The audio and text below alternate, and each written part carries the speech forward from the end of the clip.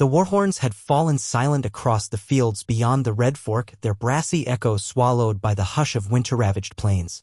In the north, the winds were forever cold, but on this late afternoon the breeze was mercifully mild. A low sun stretched shadows long across the damp earth.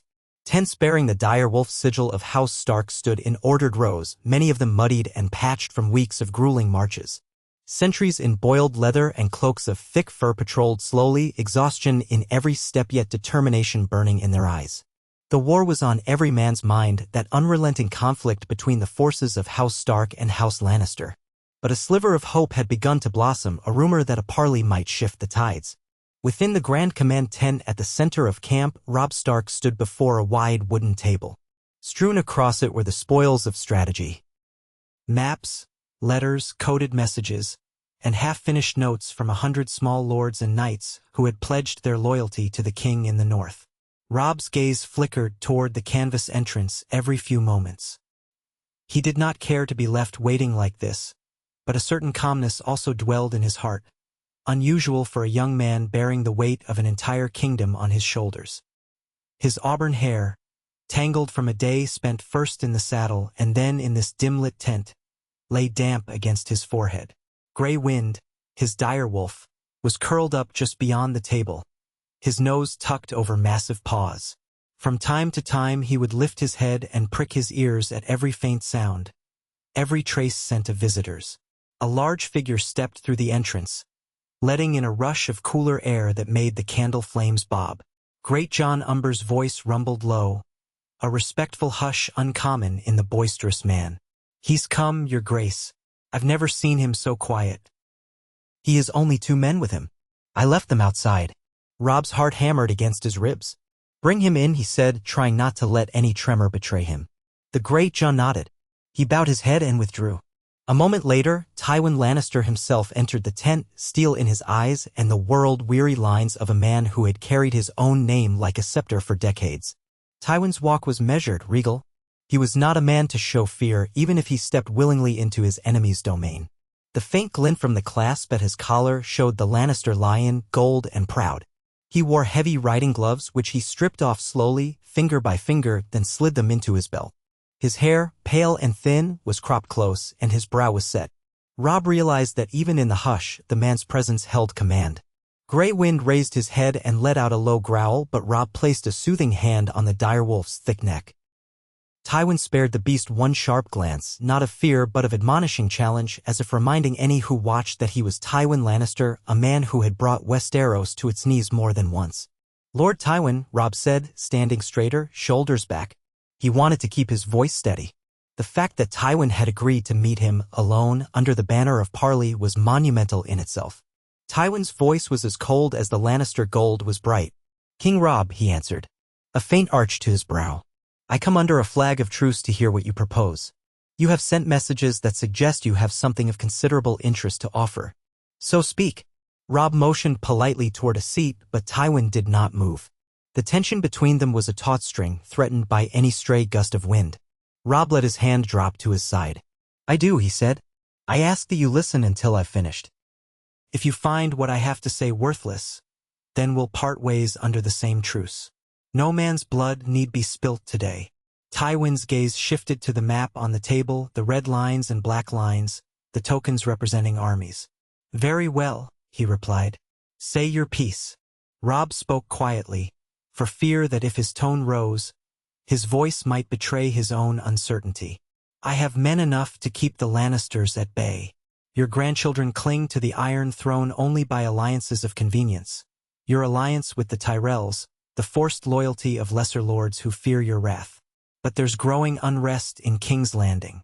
The Boy King's cruelty is not something that will strengthen your house.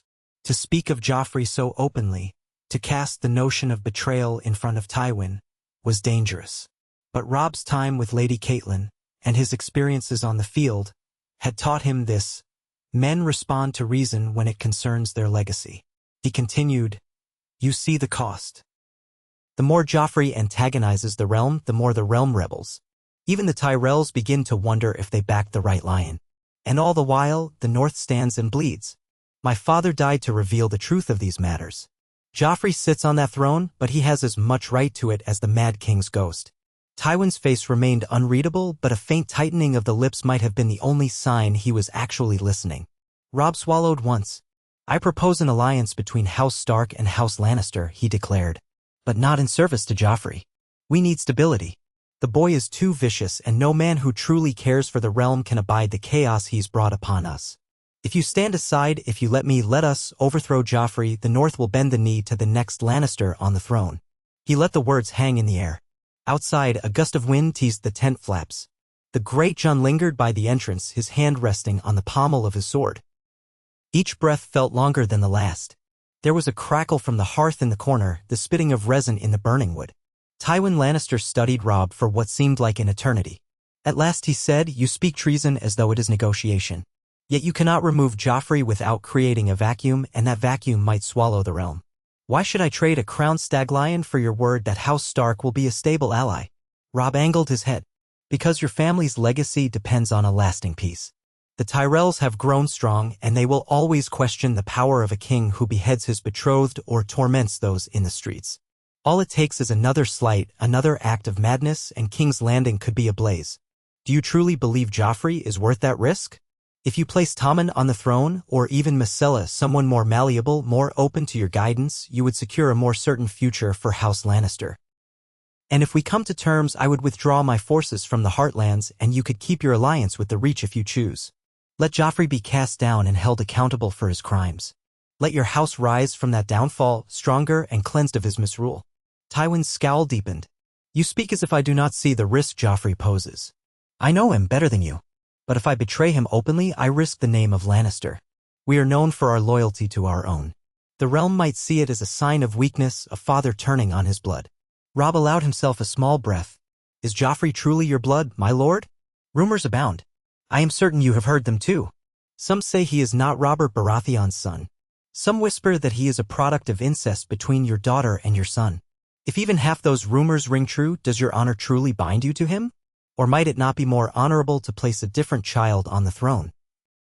One whose reign would be well advised by his wise grandsire." At that, Tywin's eyes flared with a sudden anger, and Robb felt his grip on the table's edge tighten. Grey wind tensed.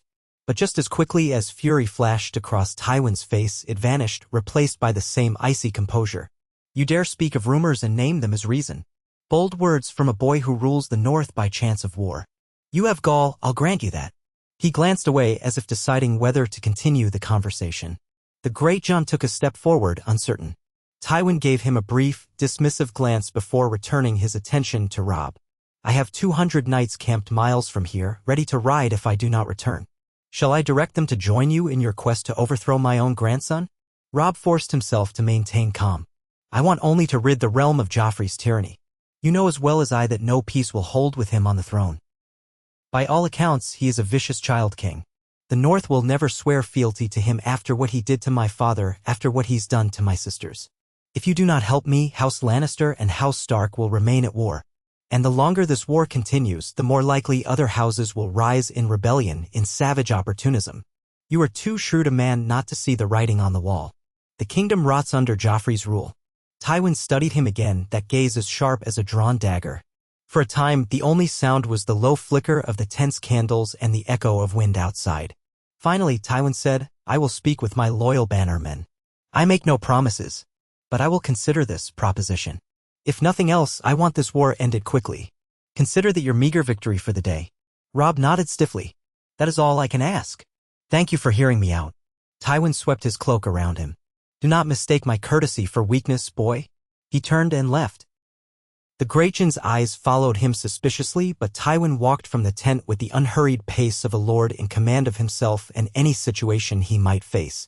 When he was gone, Robb realized he'd been holding his breath. He exhaled, reaching down to scratch Grey Wind behind the ears for both their comforts. He whispered, "We've done what we can. Now we'll see whether the old lion is willing to turn on the cub." In the days that followed, silence hung over the Stark camp like a fog. Robb's outriders saw no movement from Tywin's men. Scouts reported that Lannister knights were still arrayed in defensive positions but had not attempted to advance. In the war councils, many lords of the North eyed Robb warily. They were uncertain about trusting Tywin Lannister in any capacity. The man was known for cunning that dwarfed that of lesser lords. Some believed he might only be drawing them into a trap, but Robb had no illusions. Every man in that camp realized that to continue the war without exploring the possibility of fracturing the Lannisters from within would be a gamble that risked more blood. He hoped fervently, quietly, that Tywin's sense of self-preservation would lead him to make an alliance. Catelyn Stark arrived from the Riverlands not long after. She entered the camp escorted by a small contingent of Tully knights. The men parted for her, hats in hand, heads bowed in respect. In those war-torn times, the sight of Lady Catelyn was both a comfort and a reminder of what had been lost. She found Robb in the command tent, poring over a letter by candlelight. Word had reached them that a brawl in King's Landing had resulted in small folk being murdered by the City Watch simply for mocking Joffrey's name. She gently rested a hand on Robb's shoulder. "My son," she said, her voice colored with fatigue. "You look worried." He put the letter aside and rose to embrace her. "Mother, I have made a bold move," he began, and explained the idea he had put to Tywin, how he had all but demanded that Tywin turn against Joffrey and place a different figure, Tommen or Myrcella, on the throne. She listened with steady patience, her eyes a calm reflection of her Tully heritage. "You have grown so much since I left Winterfell," she said gently. "And the war has changed you further. I see more of your father in you every day. Is that a good thing?" he murmured, thinking of how Ned Stark's honor had led him to the executioner's block. She clasped his hand. "Yes, because you were not your father. He was a good man who believed in justice and duty. You have that, but you also have the cunning that sometimes escaped him. If Tywin can be turned, that changes the entire shape of this war. The old lion never does anything that does not serve his own interest. If he senses advantage in betraying Joffrey, he will." Robb nodded, but he couldn't help the gnawing fear that Tywin would refuse, or worse, trick him. "What do you think the chance of success is?" Catelyn's sigh was heavy. "We have to try. The alternative is more years of bloodshed. Another alternative is to ally with Stannis Baratheon, but that path is fraught. With the Lannisters fractured, we might have a chance to restore some sense of order. If it fails, we'll do what we must. But at least you tried." He pressed her hand softly. "Thank you, Mother." She leaned in and kissed his brow. "Get some rest soon, and trust in yourself a little. War is never easy, but you have good men around you. You are not alone." Night blanketed the camp. Robb, despite Catelyn's plea for him to rest, found little peace in his cot. Sleep danced beyond his grasp. He tossed, half dreaming of direwolves prowling black forests, their eyes glinting gold in the torchlight, while a lion's roar rumbled from some unseen place. When dawn finally broke, the sky was banded with red clouds. An omen? He rose, dressed swiftly, and met with his men for the morning muster. Their mood was subdued. Food was running short. Salted meats were rationed, and fresh supplies were scarce unless they dared to send foragers too far into contested lands. But morale was a flame still burning, because winter might be creeping in. But the men believed that their king in the north had not yet led them astray. The presence of Lady Catelyn lent a sense of quiet authority. Many remembered her from when she traveled with King Robb, forging alliances. Shortly after midday, a rider approached the Stark lines from the west. The scouts brought him to Robb.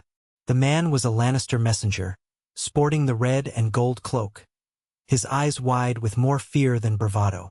He offered a sealed letter with Tywin's personal sigil. "For King Robb Stark," he announced, voice quavering. Robb took the letter. He could not help but notice the messenger's trembling hands. "You've come a long way to deliver this. You must be hungry." The messenger bowed. "I was bid not to tarry, your grace." Robb broke the seal. His eyes scanned the small parchment, heart-thumping. It was brief. Tywin's words rarely needed florid embellishment. Once he had read it, he offered the rider safe escort out of camp and instructions to rest and eat if he wished. The messenger, though, insisted he must return at once. Perhaps Tywin had threatened him if he delayed. When the messenger was gone, Robb gathered his closest advisors, his mother, Lord Bolton, the Great John, Roose Bolton, Edmure Tully, and a few other loyal bannermen. He held the letter in the flickering light of the midday sun, reading Tywin's words aloud. "To the king in the north. I have reflected on the offer made and wish to open the door to further negotiations. We shall arrange a small meeting in a neutral location of my choosing. 3 days hence, near the village of Wildenford, east of the crossroads. Come with a limited escort as will I. Let us speak once more and see whether we truly have cause to end this war. Lord Tywin Lannister. Whispers ensued. Some men were suspicious, others hopeful. The great Jon clenched his fists, face reddening. A trap? He invites you to meet on ground of his choosing so he can catch you like a rabbit in a snare. Roose Bolton's cold eyes flicked toward Robb. Could be. Or it could be genuine. Tywin Lannister would not risk a parley if his aim was mere butchery. He knows King Robb's death in such a manner would rally half the realm against him. Even the Tyrells might question him. Pragmatism suggests it is safe enough if done carefully. Catelyn eyed the letter. If you believe Tywin might truly betray Joffrey, we should at least hear him out. But we must take every precaution. Robb ran a hand through his hair. A trap is still a risk. But we can't ignore this. If it's a genuine chance to persuade him or to negotiate the terms of Joffrey's removal, it might be worth that risk. We'll meet him with a small escort, 50 men to his 50, so we appear neither too weak nor too threatening. So it was decided. The men left to prepare.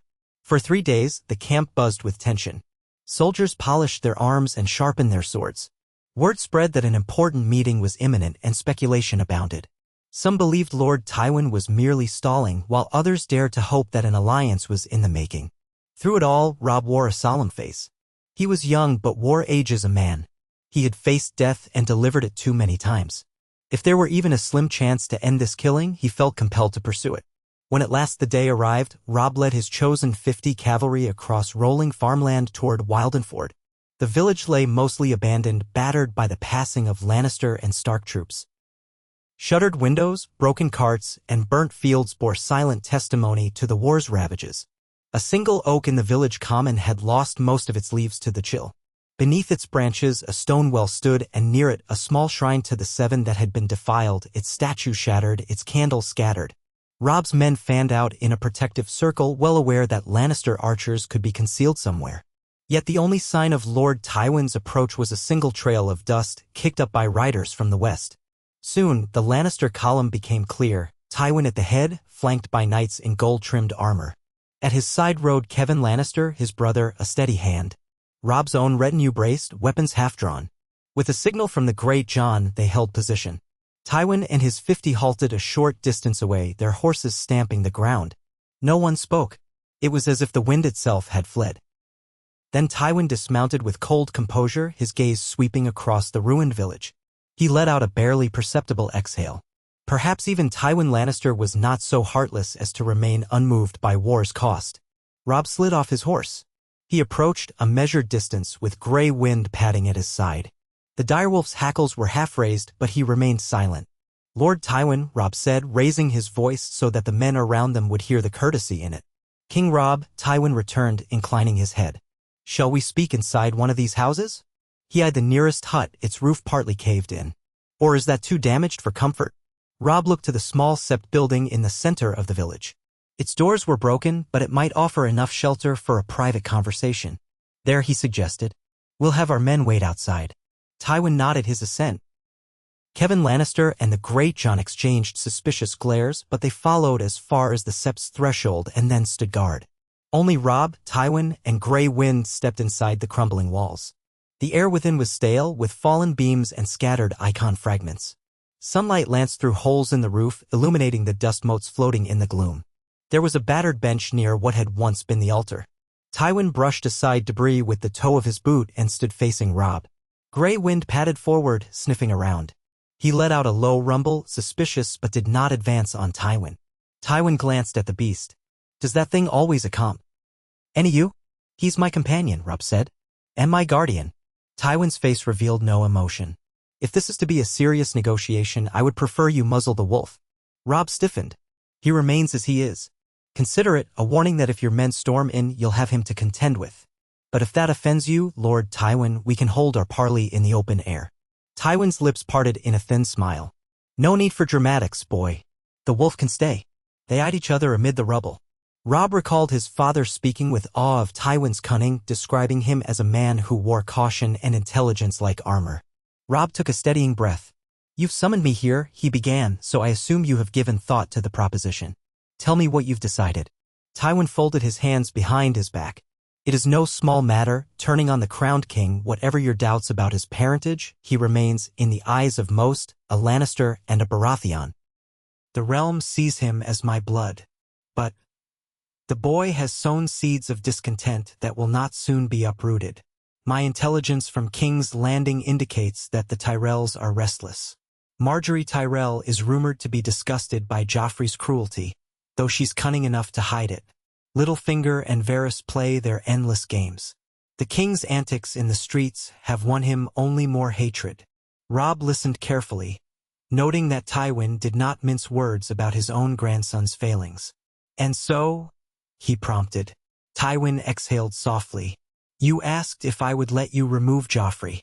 That is more easily said than done. The boy is well guarded. The king's guard, though incompetent in some ways, remain formidable. And the city watch is loyal so long as coin flows. I have men who can handle the city once we're inside," Robb said. "But we'll need a way in, or a distraction that only you and your loyal forces can provide. If we are to take the Red Keep without turning King's Landing into a slaughterhouse, we must do so quickly. One stroke, no prolonged siege." Tywin considered. "And you would keep my house in power afterward, enthroning Tommen or Myrcella? Mind you, the realm would require a swift explanation, a show trial, perhaps to depose Joffrey and name him an unfit king. The lords might accept Tommen, who is younger and more pliable. The Tyrells might accept it if Margaery were wed to Tommen instead, preserving their ambitions. But such a coup would need your northern forces working alongside Lannister men who are loyal to me, not the boy king." Robb nodded. "As soon as it's done, we withdraw. The North's main interest is its own autonomy. However, I am prepared to swear fealty to the new king in exchange for certain rights. The North will remain part of the Seven Kingdoms, but we will expect our traditions to be respected. Your banner will still fly from the Red Keep, you will still collect taxes, and trade will resume. But the horrors inflicted on the Riverlands must be atoned for. You will command your men to cease their raiding, and the families harmed will receive reparations. House Stark will remain wardens of the North unchallenged." Tywin's mouth twitched at the corner. Reparations. A bold request, but perhaps manageable. If it buys peace. The war has already cost more than gold can measure. He paused. What of other claimants, such as Stannis Baratheon or even the exiled Targaryen girl? Joffrey's fall might embolden them. If we place Tommen on the throne, would you defend him against those claims? Robb hesitated. To a degree, yes. So long as our alliance holds. I have no love for the Targaryens, and Stannis has made no overture for northern aid. Our interest is in security and stability. If your new king respects the North, we will fight to keep him on that throne. But if you attempt to subjugate the North the way Joffrey tried to, or if you replicate the same cruelties, do not expect our help. Tywin's eyes narrowed in appraisal. You speak with surprising command for one so young. Very well. My men will coordinate with you. But we must plan the move on King's Landing precisely. We must strike when the boy is vulnerable. The wedding to Margaery Tyrell draws near. An event of that scale might be the perfect moment, everyone distracted, wine and music masking our approach. Robb had heard of Joffrey's upcoming nuptials. He recalled the rumors that the Tyrells were bankrolling a lavish affair to cement the alliance. Yes, he agreed quietly. A wedding. Let the boy celebrate and then we'll take him. Tywin's hand went to the pommel of his sword in a contemplative manner, though he did not draw the blade. We will need subtlety. We cannot just march your northern host into the city unannounced. But I have men loyal to me within the City Watch and the Lannister Guard. We will open the gates to a smaller, specialized force. Let that force secure the Red Keep from within while I isolate Joffrey's personal guards. If it all goes well, the city might not even realize there's been a change of rule until the next morning. And Joffrey? Asked Robb. His voice wavered slightly, remembering the searing pain of losing his father to the boy's callous, humiliating execution. We must make sure he's dealt with. Tywin hesitated, as though a fatherly part of him might object, but the mask of a calculating lord reasserted itself. He will be taken into custody. If possible, we must avoid a public butchery. I fear that would sour the realm further, especially among those who still cling to the throne's illusions. Let him be tried for crimes, some formal process. Then, yes, executed or exiled, whichever proves more politically expedient. Robb's thoughts flickered to his father's head on a spike. He could not help the hatred that swelled in his chest. For a moment he wanted to demand that Joffrey die in the very manner Ned Stark had. But some part of him recognized that might set a bad precedent or incite fresh rebellion. So be it, he said. And after Tommen is crowned, the Tyrells can maintain their alliance if they agree. The crown's debts remain with the Iron Bank, so that is your concern, though we'll do what we can to encourage trade from the north. This is how we unify the realm. A faint ripple passed over Tywin's features, part relief, part resignation. I will see it done, he said. I will handle the Tyrells. I will reassure them that Tommen is a better match for Marjorie anyway. The boy's kinder temperament might suit the Rose of Highgarden far more than Joffrey's sadism. They spent another hour outlining details, stepping through the plan. Grey wind prowled about the ruined sept, occasionally sniffing at the cracks and peering outside as if anxious. Finally, Tywin declared, we have enough to proceed. I will send a raven when the final details are arranged. You are to keep your men clear of direct confrontation with any Lannister forces until that time. Let the realm believe we remain at war, so no rumor of alliance spoils our advantage. When my message arrives, move south with a smaller force, one that can slip into the city swiftly. We will coordinate from within. Understood. Robb nodded. Understood. Tywin turned toward the door. For a moment, sunlight caught the lines of his face, revealing the weariness behind the stern facade. This is a risky gambit, Stark. But sometimes one must deal with devils to overthrow a monster. I hope we both get what we want. Robb steeled himself. If you hold to your word, you'll have my loyalty. And the realm will have a chance at peace. Tywin allowed himself a curt nod. Then they emerged from the sept to rejoin their men. Suspicion bristled on both sides, but no swords were drawn. Tywin and Kevan remounted, leading their riders west again, while Robb and his men watched them depart. Then, in silence, the king in the north and his entourage turned their horses east, heading back to camp. In the weeks that followed, a strange dance of rumors began in the war-torn realm. Lannister outriders probed the northern lines but never engaged. Stark patrols kept watch but avoided major skirmishes. On the surface, it looked like two forces locked in an uneasy stalemate. Beneath that surface, coded letters passed between Robb and Tywin, finalizing the plan for the day of Joffrey's wedding. Catelyn alone among Robb's closest advisors knew the full extent of the arrangement. The Great John knew part of it but was kept in the dark on certain details to ensure secrecy. Robb trusted his banner men, but the more men who knew, the more likely word might leak and ruin everything. At long last, a raven arrived bearing Tywin's mark. The wedding is to be held in a fortnight. Bring your chosen men to the fields west of King's Landing on the eve. A small gate will be unguarded at midnight. My men will await you there. Conclude this war in a single blow. Robb could hardly breathe after reading it. This was real now, no longer a hypothetical.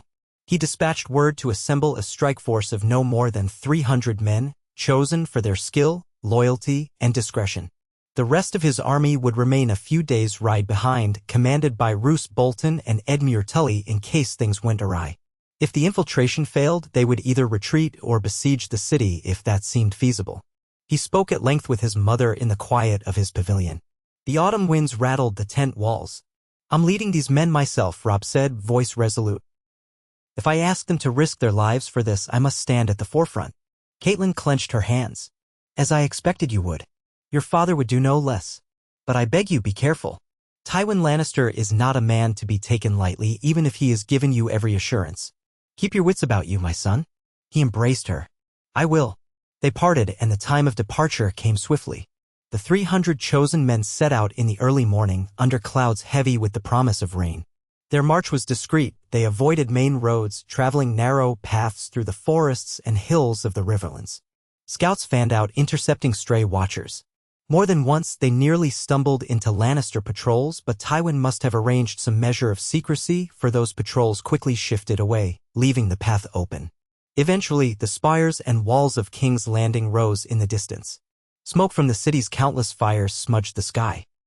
The group set camp in a small wooded area beyond the main roads. From high ground, Robb could make out the city gates, the occasional bustle of travelers, and the gold cloaks of the city watch pacing atop the walls. Somewhere within that city, Joffrey Baratheon was preparing for his wedding, oblivious to the tide that might soon sweep him from the throne. Night fell. Torches glimmered along the ramparts like fireflies. The assault was set for midnight, when the revelry in the Red Keep would keep many otherwise vigilant eyes occupied. Robb's men, cloaks darkened with dirt and ashes, moved in small groups toward the designated gate. Grey wind bounded beside Robb. The direwolf's presence lent an otherworldly hush to the men around him. Some said it was a good omen, the sign that the old gods watched over the king in the north. They reached the gate, which was a nondescript postern door hidden along the curtain wall, leading into a lesser courtyard near the royal stables. 2 Lannister guards stood watch, but they bore a discreet mark on their armor, the same subtle knotwork Tywin had described in his letters. These men, loyal to Tywin rather than Joffrey, ushered Robb and his men inside with hushed urgency, pointing them on through the shadows. At Robb's signal, small squads fanned out. Men practiced in stealth like scouts and rangers from the Wolfswood, slipped into strategic positions near the guardhouses. Others prepared grapnels to scale inner walls. The plan was to take key positions: the armory, the courtyard, the stables, and the side entrance to Maegor's Holdfast, where Joffrey's wedding feast was to occur. Tywin's men would simultaneously direct the city watch away from these positions, ensuring minimal resistance. The infiltration proceeded with eerie smoothness. A few startled guards who were loyal to Joffrey found themselves disarmed and gagged before they could cry out. A hush permeated the Red Keep's outer corridors. Robb's heart pounded as he crept through the gloom, Grey wind at his side, a half-dozen men behind him. Candlelight flickered in sconces along the walls, casting dancing shadows. They came upon a corridor where 2 Kingsguard knights stood. The wedding feast was in the great hall beyond. Music and laughter drifted through double doors. Robb's breath hitched. He hadn't counted on the Kingsguard being posted here. He made a quick gesture, indicating that they must subdue the knights quietly, if possible. His men fanned out. One found a vantage behind a pillar, bow at the ready, arrow nocked. The other knights moved to circle around. Robb counted down with hand signals. At the final signal, the bowman loosed an arrow, striking 1 Kingsguard in the joint of his white armor. The knight collapsed with a strangled cry. The other whirled, sword flashing. Robb surged forward with his own blade. The direwolf leaped, massive jaws clamping around the knight's sword arm. A muffled scream. 2 more of Robb's men rushed in, wrestling the wounded knight to the floor, stifling his shouts. Robb took a steadying breath, hearing his pulse throb in his ears. The music from within the hall covered the brief scuffle. Grey wind let go of the knight's arm, snorting. The men dragged the fallen Kingsguard out of sight. Another guard tried to stumble out of a side corridor, but an arrow ended his alarmed gasp. The infiltration pressed on. Meanwhile, Tywin's plan to isolate Joffrey from his personal guards was apparently taking shape. Several Lannister men, led by Kevan Lannister, had begun a sudden security check, drawing many of the Kingsguard away on false pretenses. Kevan carried a false story that potential assassins had been spotted near the royal apartments, prompting the gold cloaks to hurry off. Under cover of that confusion, Robb and his men slipped into the great hall's side entrance. The hall was ablaze with torchlight and the glow of hundreds of candles. Banners in gold and red draped the walls. At the high table, Joffrey, clad in rich silks, sat beside Margaery Tyrell, who wore a lavish green gown woven with golden roses. Courtiers and guests feasted and drank. The room was loud with talk and the occasional tinkling of musicians' strings. Robb scanned the crowd for Tywin. He saw the old lion seated not far from the dais, expression stern. Nearby was Cersei Lannister wearing a forced smile. Tyrion was also there, though he looked distinctly uncomfortable, shifting in his seat as if suspecting something was amiss. Robb spotted a line of gold-armored men along the walls. Some of them were likely Tywin's loyalists.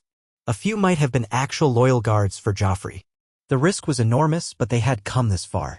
He nodded to one of his men, who lifted a small horn to his lips, no louder than a whistle, and blew a single low note. That was the signal. In a matter of heartbeats, the decorations that Tywin's men had placed along the hall, chests and boxes meant to hold wedding gifts or tableware, were thrown open, revealing concealed crossbows. A flurry of movement erupted. Tywin rose, a steely command in his voice, though Robb could not make out the words over the sudden chaos. The gold cloaks loyal to Tywin brandished their weapons. "Seize the king!" Tywin roared, his voice carrying all the authority of House Lannister's patriarch. Joffrey's face contorted in confusion and anger.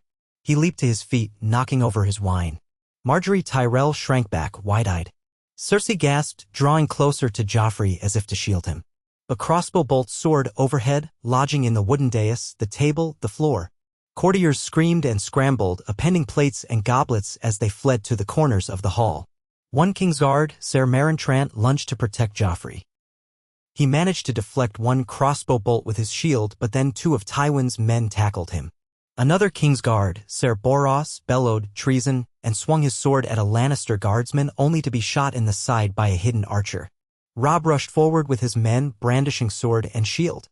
Grey Wind stormed into the hall with a ferocious snarl, sending terrified courtiers scattering. At the sight of the direwolf, the chaos mounted further. People who recognized the beast from stories of the king in the north shrieked, "It's the wolf! The Stark wolf is here!" Joffrey, eyes bulging with rage and disbelief, clung to the table. Mother! Mother, stop them! They're all traitors!" He reached for the crossbow he'd once used to torment small animals and people alike. But Tywin's loyal guards seized his arms. Cersei tried to scratch and claw at them, shrieking, "Unhand my son! Do you know who he is?" Tywin strode onto the dais, his gold cloak swirling behind him, flanked by half a dozen men with pikes. His voice cut through the pandemonium. "Joffrey Baratheon is relieved of the crown.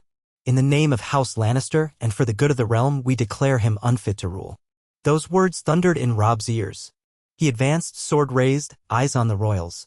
Courtiers parted before him, stunned to see the Stark King in the Red Keep. Tywin's men pinned Joffrey down, forcing him away from the high seat. Bolts clattered, men grappled, but the plan had gone off so quickly, so decisively, that resistance faltered. Cersei whirled, tears streaking her face, and she spat at Tywin, "You can't do this. I am the Queen Regent. I order you to kill these traitors." Tywin's gaze pinned her.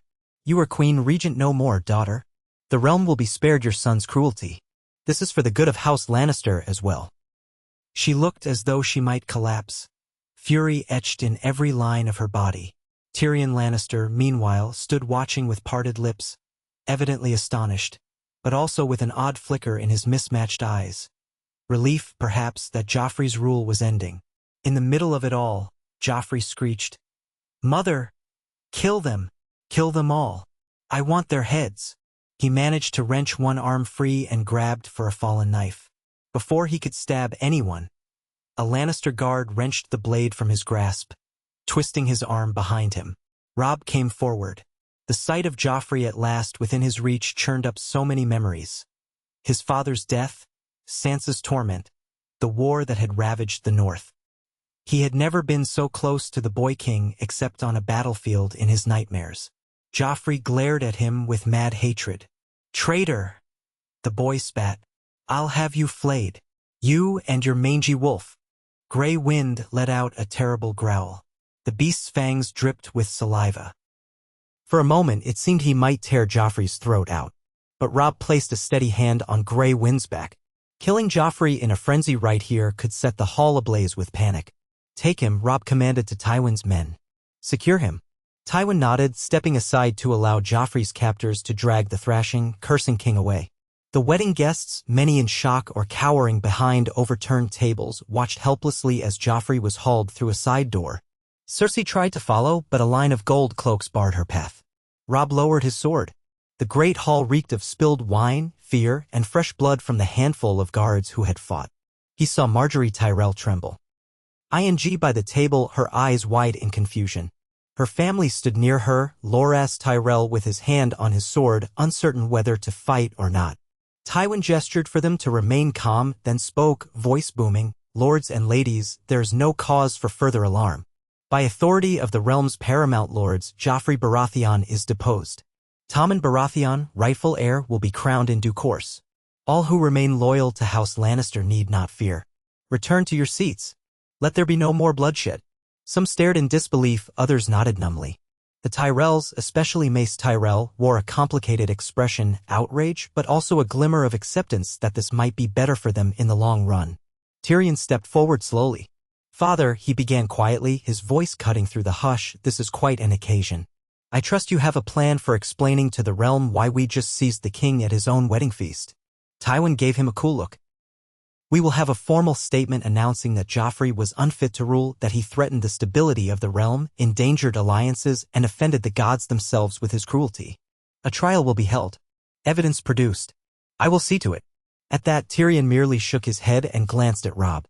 "Well, then, King Robb Stark, I never thought I would see you in this hall under these circumstances. Robb's hand tightened around his sword hilt. Neither did I. But here we are. He inclined his head ever so slightly. Tyrion Lannister. There was no more time to converse. Outside, roars and shouts echoed as gold cloaks confronted one another. Tywin's men, as planned, were taking control of the Red Keep's main gates. Robb turned to the men behind him. Secure the hall. Make certain no one else attempts to free Joffrey. Keep watch on the corridors. Grey Wind stood at his side, ears pricked. The direwolf's mere presence ensured few dared challenge them. Tywin barked orders to his guards, swiftly consolidating control of the keep. In the confusion, many of Joffrey's loyalists surrendered. Ser Meryn Trant and Ser Boros were both severely wounded, lying on the floor, cursing. A handful of knights attempted a last stand near the stables but were quickly overwhelmed by Tywin's reinforcements. Cersei raged, demanding to see her son, threatening all manner of dire punishments. But it was Kevan Lannister, his voice eerily calm, who told her, "You must stand aside, sister. This is decided." The night stretched on, chaotic and tense. Robb's men worked tirelessly with Tywin's to seize strategic points in the city. Soon, word spread among the small folk that something had happened at the royal wedding, that King Joffrey was in chains. Some were terrified. Others, those who had suffered under Joffrey's cruelty, quietly cheered the news. By dawn, the Red Keep was firmly under Tywin's control. Joffrey had been taken to a secure tower cell, raging and sobbing in equal measure, stripped of his royal finery, replaced by a simple tunic. Cersei was held in her chambers under guard, screaming. Tommen, a confused boy, had been whisked away for his safety. The Tyrells were in whispered conference with Tywin, presumably negotiating how Margaery's marriage would be transferred to Tommen. Tyrion found himself in an odd position, both privy to the coup and somewhat outside it, unsure where he stood in this new dynamic. Robb stood on a balcony overlooking the courtyard, Grey Wind lying at his feet. The city below slowly came awake, a city that had a new order, though it did not quite know it yet. He felt a strange mix of triumph and weariness, and also a quiet sorrow at how many lives had been lost to reach this moment. He looked out over the rooftops and, beyond, the sea. Tywin joined him there, boots clicking on the stone floor. He gazed downward at the courtyard, where men were cleaning up the last traces of violence. The tension had begun to subside, replaced by the murmur of uncertain relief. "It is done," Tywin said. "The boy is caged. I will arrange for him to face charges of kinslaying. He slew or threatened to slay members of our own family, among a litany of other offenses. That should ensure no illusions remain about his fitness for the throne." Robb nodded. He thought of Sansa, of her suffering under Joffrey. "Justice might be slow," he said, "but I hope it will come." Tywin's gaze flicked to him. "And the North? You have what you want." Robb inhaled. "I want to see Sansa and Arya safe." Sansa was betrothed to Joffrey. She's in the city, I believe. As for Arya, we still have no word on her whereabouts. Once Joffrey is truly deposed, I want Sansa returned to me, and I want every effort made to find Arya and bring her home.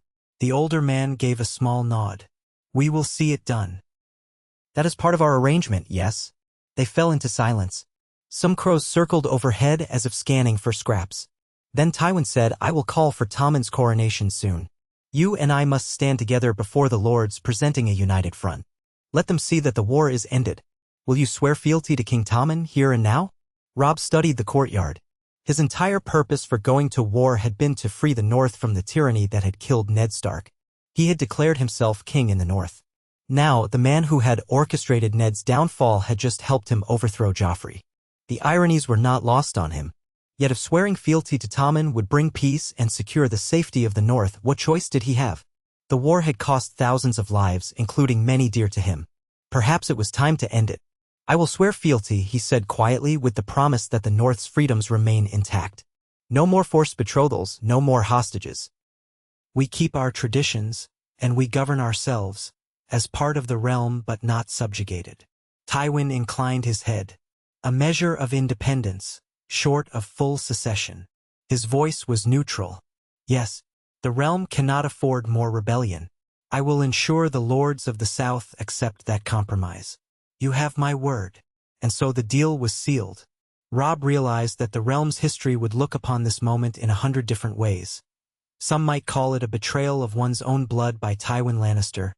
Others might see it as justice served. But for him, it was the culmination of everything he had fought for. An end to Joffrey's cruelty, the chance to rebuild. The day of Tommen's coronation dawned bright and warm, with the city's bells pealing joyous notes across the rooftops. The transition had not been without friction. Some gold cloaks had tried to free Joffrey, but they were quickly subdued. Cersei threatened to throw herself from the battlements if she could not see her son. Tywin allowed her a single visit to Joffrey's cell under heavy guard. The wailing that followed could be heard through the keep. But now Tommen, a timid boy with gentle eyes, stood in the great September of Baelor. The High Septon placed the crown upon his head. Margaery Tyrell, newly betrothed, stood nearby, her face carefully composed. Dozens of noble lords packed the pews. Robb Stark stood to the side with his northern banner men, the direwolf banner behind them.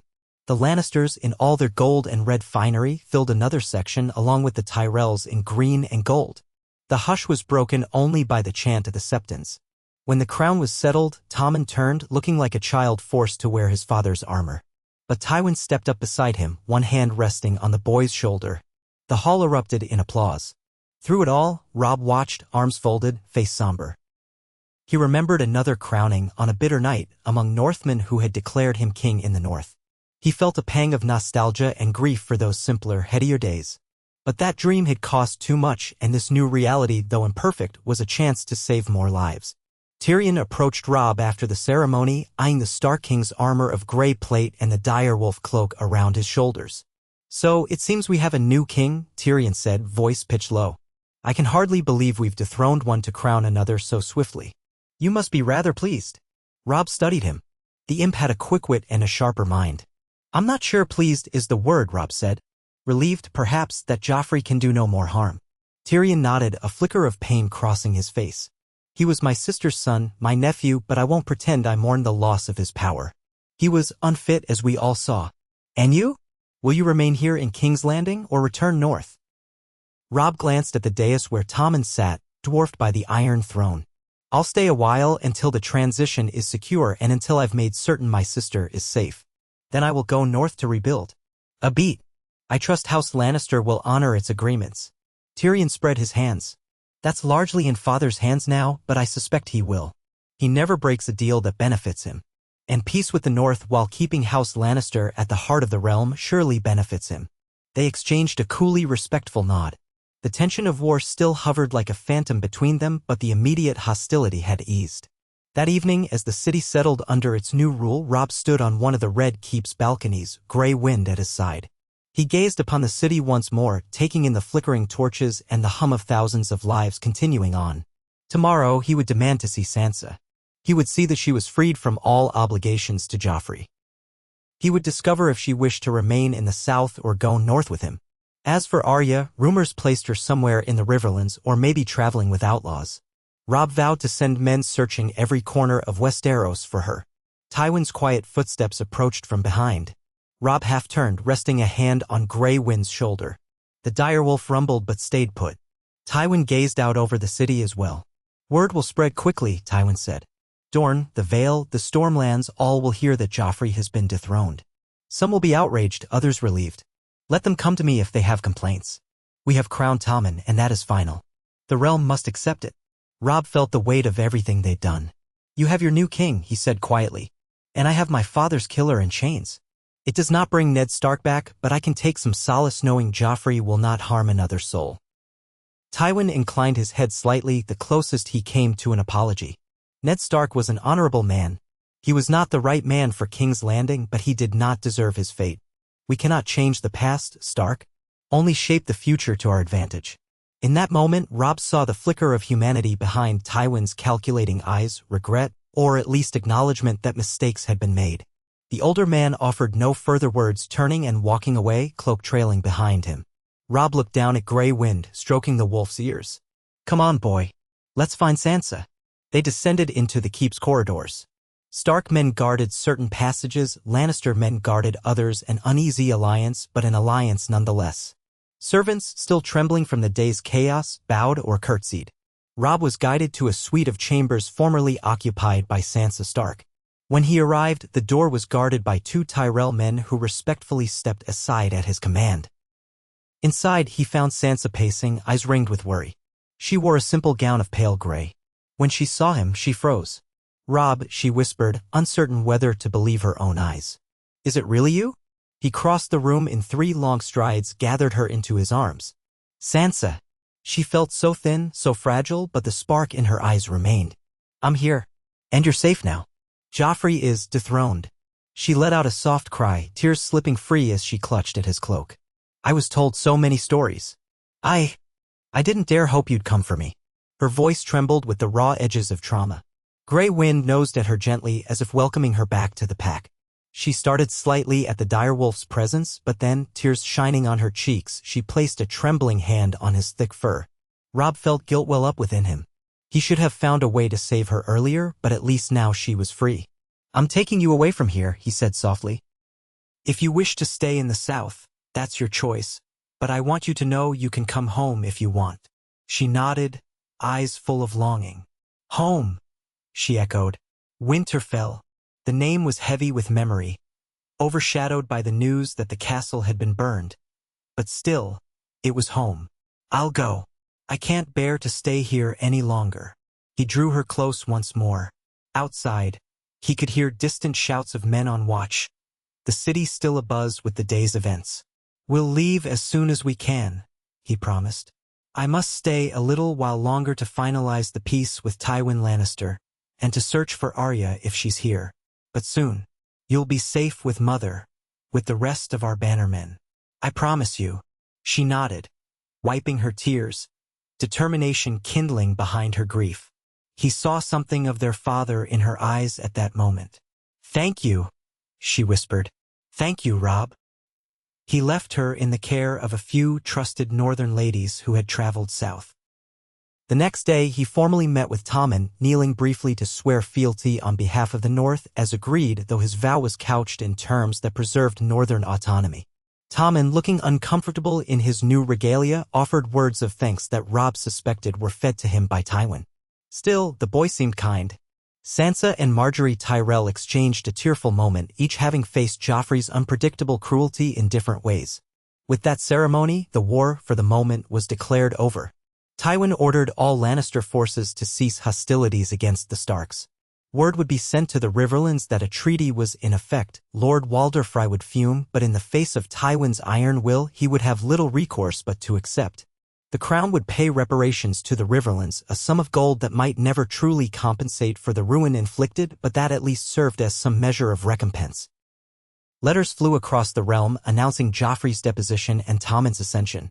Stannis Baratheon, holed up on Dragonstone, might protest, but the combined strength of the Lannisters, Tyrells, and now a neutralized North under a formal alliance rendered any move by Stannis tenuous. As for the Targaryen claimant across the sea, she was too distant to immediately threaten. Westeros, for the time being, would have respite from war. The day came when Robb Stark prepared to depart King's Landing. He had seen the monstrous boy who destroyed his family locked in a cell. He had made certain Sansa was safe. He had ensured that the North's freedom, while not absolute, was recognized in word and law. Grey Wind, as always, stayed close, bearing fangs at any who looked threatening. Robb's personal guard assembled in the courtyard. Dozens of northern soldiers, battered but proud. They would escort Sansa and any others wishing to return to the north. A modest wagon train carried supplies and gifts from the crown, part of the reparations. The city watch parted to let them pass, eyeing them with some mixture of curiosity and relief. Tywin appeared briefly on the steps to watch them go. He inclined his head to Robb in a curt gesture of respect. The Grey John, seeing the older man, let out a snort of disdain but said nothing. Robb walked up to Tywin, ignoring the murmured protests of his bannermen. "So, we part ways," Robb said, meeting Tywin's stony gaze. "Let's hope this tenuous peace survives." Tywin gave a short nod. "It will, if we continue to keep our ends of the bargain. I've already begun arranging Tommen's rule." The Tyrells remain cooperative. They're grateful to be rid of Joffrey's madness, if not exactly delighted with how it came about. Robb considered how many times he'd dreamed of putting Tywin Lannister to the sword. Now he found himself forging a farewell with the man. "If you break faith with me," he said quietly, "the North will rise again, stronger than before." A faint glint in Tywin's eyes. If you break faith with me, we'll meet again on the field, and I promise you the outcome will not be so clean."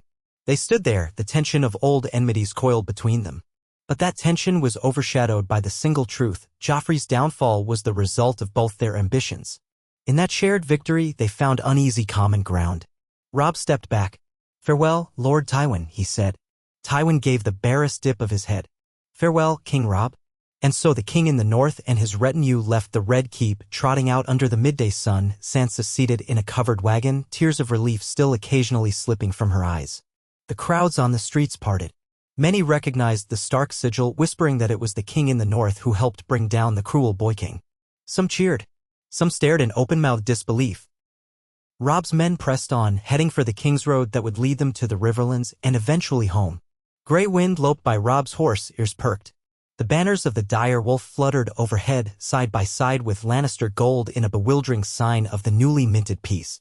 Once they were free of the city's outskirts, the air smelled cleaner, and Sansa emerged from her wagon, wanting to ride a horse. She insisted she was strong enough. Robb helped her mount. They rode side by side for a time, the roads still showing signs of wars passing, burnt farms, broken fences. But the land would heal, given time. As they traveled, Sansa asked in a soft voice, "What will become of Joffrey?" Robb hesitated before answering. "Tywin says he will stand trial for the crimes committed. My guess is it will be swift and the sentence will be execution." Her expression flickered with complicated emotions: relief, fear, anger, sorrow. "He threatened to kill me so many times," she whispered. "He loved to watch me beg for mercy. Now it's his turn." Robb nodded. The world, it seemed, was full of ironies. "Yes, he'll face the justice of the realm. I would be lying if I said I felt pity for him." She took a trembling breath. "I only wish Father were alive to see this day." He reached out, squeezed her hand. "I know. Father would have tried to do everything honorably, in the open. He might not have approved of the methods we used. But I like to think he'd understand why we did it." The mention of Ned Stark cast a somber mood over them. The group continued northward, the sun cresting overhead. Their immediate road would take them to the Riverlands, where they would reconvene with Lady Catelyn and the rest of the army. From there, some men would remain to secure the region, while Robb and Sansa traveled on to the remnants of Winterfell. They had much work to do, rebuilding, forging new alliances, ensuring the peace held. But as they rode, Robb glanced over his shoulder to the south, to the place that had been the seat of Joffrey's cruelty. The boy was gone from the throne now, in large part thanks to the old lion's cunning and the king in the north's determination. A new king sat in the Red Keep, a kinder boy, flanked by a cunning grandfather who had chosen to betray his own blood to preserve his family's power. The cost in blood had been high, and it would take years, perhaps decades, for the Seven Kingdoms to recover from the upheaval. But for now, the realm had a chance to breathe. Grey wind let out a low, satisfied growl, as if sensing Robb's thoughts. Robb patted the direwolf's flank. He did not know what the future would hold, whether the Tyrells or the Martells or the Ironborn might yet cause trouble, whether Stannis Baratheon might march anew, whether rumors of a Targaryen across the sea might spark more conflict. But Joffrey was no longer a threat, and that was a victory. He reached over to place a reassuring hand on Sansa's shoulder. They would go north, gather their strength, and rebuild. If the day came that the realm called for them again, they would answer. But for now, they had peace, however fragile it might be. For now, the North could finally heal from the wounds inflicted by the war. And so, in that swirl of relief, triumph, and lingering sadness, Robb Stark led his people away from King's Landing, having forged an unimaginable pact with the cunning Tywin Lannister. The ghost of Ned Stark would have never predicted such an alliance. But in the Game of Thrones, survival sometimes demands forging alliances with those you once named your mortal enemies. And though tomorrow's battles remained uncertain, one thing was sure: Joffrey's reign of terror had ended, and the realm stood poised at the brink of a new, if tenuous, era. Robb Stark and his escort traveled north along the King's Road under a sky that threatened rain. The air felt cooler with each passing league, as though the very land proclaimed they were drawing nearer to the north. Autumn leaves lay scattered in drifts along the roadside, red and gold and brown, like faded embers on the verge of winking out. Sansa rode with Robb at the head of the column. She wore a hooded cloak of gray wool, and though she trembled at times, whether from chill or from memories, she kept her chin lifted. The men around them showed her every courtesy, eager to display their regard for the Lady of Winterfell. As the days unfolded into the Riverlands, the land bore the scars of war. Farmsteads were half-burned. Orchards had been hacked down for firewood. The people they passed emerged from the ruins of huts to stare at the marching soldiers with wary eyes. In some places, children ran to wave, for rumors had preceded them. King Robb Stark and his men had forced an end to the tyrant boy king's rule. In other places, men glared with distrust, remembering too many armed hosts that had brought nothing but pillage. Robb led with a tight expression, trying not to let sorrow or guilt overwhelm him. He did what he could, dispatched scouts to deliver a portion of the crown's reparations, meager though they were, to the villages in greatest need. Whenever they halted at dusk, Sansa would rest near Robb's fire, gray wind lying protectively beside her. She often asked about their mother, about Arya, about Winterfell, and he answered as gently as he could, though the truth was seldom gentle. Winterfell was in partial ruin. The last they'd heard of Arya had been a scattering of rumors that she might have escaped Harrenhal with some outlaws. As for their mother, Catelyn had been in the Riverlands, forging alliances and attending to Tully matters, though by now she might have returned to Riverrun or ventured somewhere else to meet them. That was the plan, at least, to gather at Riverrun before continuing north. Each night, Robb found himself restless, half raising from his bedroll when the wind rustled too loudly outside. He had been at war for so long that sleeping peacefully felt like an impossible luxury. Often, he and a few of his more trusted men would discuss the new state of the realm by the glow of a small campfire. They would talk about Tommen's coronation, about Tywin Lannister's new role as the real power behind the throne, about whether this alliance would last or whether they would find themselves betrayed. Roose Bolton's name was mentioned too, though the man had professed loyalty to House Stark. His reputation for cruelty and cunning put many on edge. For now, he was deep in the Riverlands, commanding some portion of the Stark-Tully host, presumably abiding by Robb's instructions to keep the peace. On the 10th day of the journey, a light rain commenced at dawn. It accompanied them into the afternoon, drumming softly on their cloaks and hoods. The party grew quiet beneath the hush of rainfall, forging ahead through muddy roads. By noon, they approached a small crossroads where a wooden sign swung crookedly. Robb saw a figure on horseback galloping hard toward them from the south. One of Robb's outriders signaled for caution, but as the lone rider neared, it became clear he bore the Stark sigil on his arm.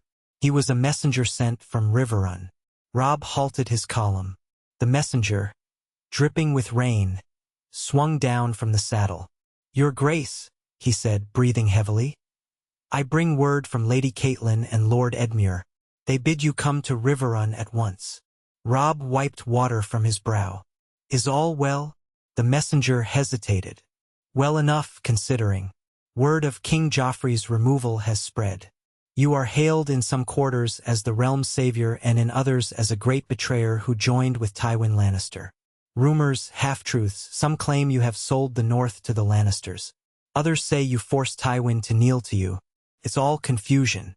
Lady Catelyn and Lord Edmure work to calm the Lords of the Trident, but your presence is wanted to settle matters."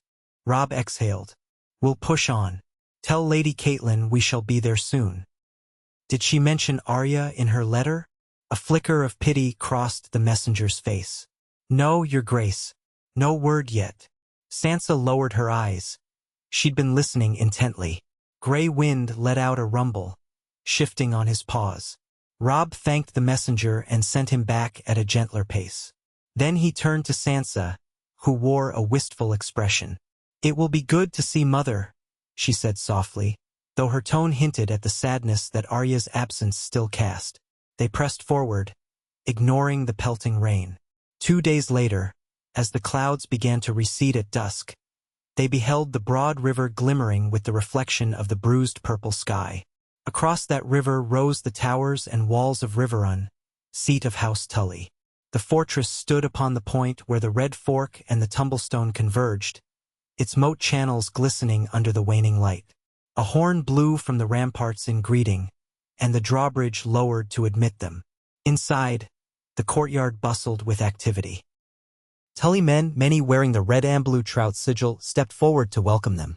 A stable boy hurried out to take the horses while some of Robb's guards dismounted, clapping old friends on the shoulders. Sansa gazed around with relief. Though it was not Winterfell, it was the closest thing to home she'd seen in so long. Almost immediately, Catelyn Stark appeared at the top of the fortress steps, flanked by Edmure Tully and a handful of bannermen. She wore a gown of muted Tully blue and her hair was pinned up, though a few strands showed streaks of silver from the strain of war. The moment she saw Robb and Sansa, her features softened and she hurried down, arms outstretched. Sansa almost fell into her embrace, burying her face in her mother's shoulder. Robb watched, his heart full. Catelyn released Sansa only to clasp Robb's hand, then to pull him into a fierce hug. Grey Wind padded up to nuzzle her side. "Thank the gods," she murmured. "You're both here. Safe." Sansa's eyes brimmed with tears. "Mother," she whispered, "I never thought I would be free of King's Landing." Catelyn cupped Sansa's cheeks, gazing at her daughter's too thin face with a mixture of heartbreak and relief. "We have much to talk about," she said. "But for now, rest. You look exhausted. There's a chamber prepared for you inside." Robb embraced Edmure briefly, who had grown leaner in the months of warfare. "Uncle," Robb said, giving him a respectful incline of the head. "Thank you for taking care of our men." Edmure nodded. "We've been busy, I can tell you that. The Riverlands are in chaos. Some outlaws claim to serve the Starks, while others merely rob and pillage in your name. The lords who once bent the knee to you as king in the north now wonder what it means that you're allied with the Lannisters. You'll have some explaining to do at the next council." Robb let out a weary sigh. "I expected as much." They entered the keep, leading Sansa toward warm chambers. Servants rushed about, lighting torches against the deepening twilight. The smell of roasting meats and baked bread wafted from the kitchens. Sansa's eyes widened. She'd grown accustomed to the tense, guarded environment of King's Landing, where every meal might have come with a side of threats. Riverrun felt gentler, though gloom and worry lingered in the halls. Catelyn insisted Sansa bathe and change before dinner. By the time they gathered in the great hall for the evening meal, Sansa had donned a pale blue gown embroidered with little silver fishes, courtesy of her Tully kin. She still looked tired, but some color had returned to her cheeks. She sat between Robb and Catelyn at the high table. Nearby were Edmure, the great John Umber, Roose Bolton, who had arrived earlier, and a small group of other bannermen who had come to hear news of the realm's sudden turn. Robb spoke quietly of recent events. He recounted in broad strokes how Tywin Lannister had agreed to betray Joffrey. He spoke of the infiltration of King's Landing and Joffrey's arrest. He explained that Tommen now sat the throne and how the North was guaranteed certain freedoms in exchange for peace. The gathered lords exchanged glances, some with grim acceptance, others with skepticism. The great John, after quaffing a large gulp of ale, slammed the cup on the table. "So the old lion turned on his own cub, eh? Part of me can't believe it. Seems a shame we didn't get to chop off Joffrey's head ourselves." He let out a booming laugh, though there was anger beneath it. "But if it's done, it's done. The boy was a plague on the realm." Roose Bolton's pale eyes glinted. "A plague indeed, but you can't deny Tywin's cunning." He recognized that continuing to back a mad dog would lead to ruin. Now he's placed a more docile pup on the throne, with the Tyrells content enough and the North apparently pacified. That's a victory for House Lannister. One wonders what becomes of the king in the North, then. "We declared your sovereignty, your grace. Do we still call you king?" Robb set down his knife, meeting Bolton's gaze. "You may call me king in the North if you wish. I do not intend to relinquish the North's independence lightly.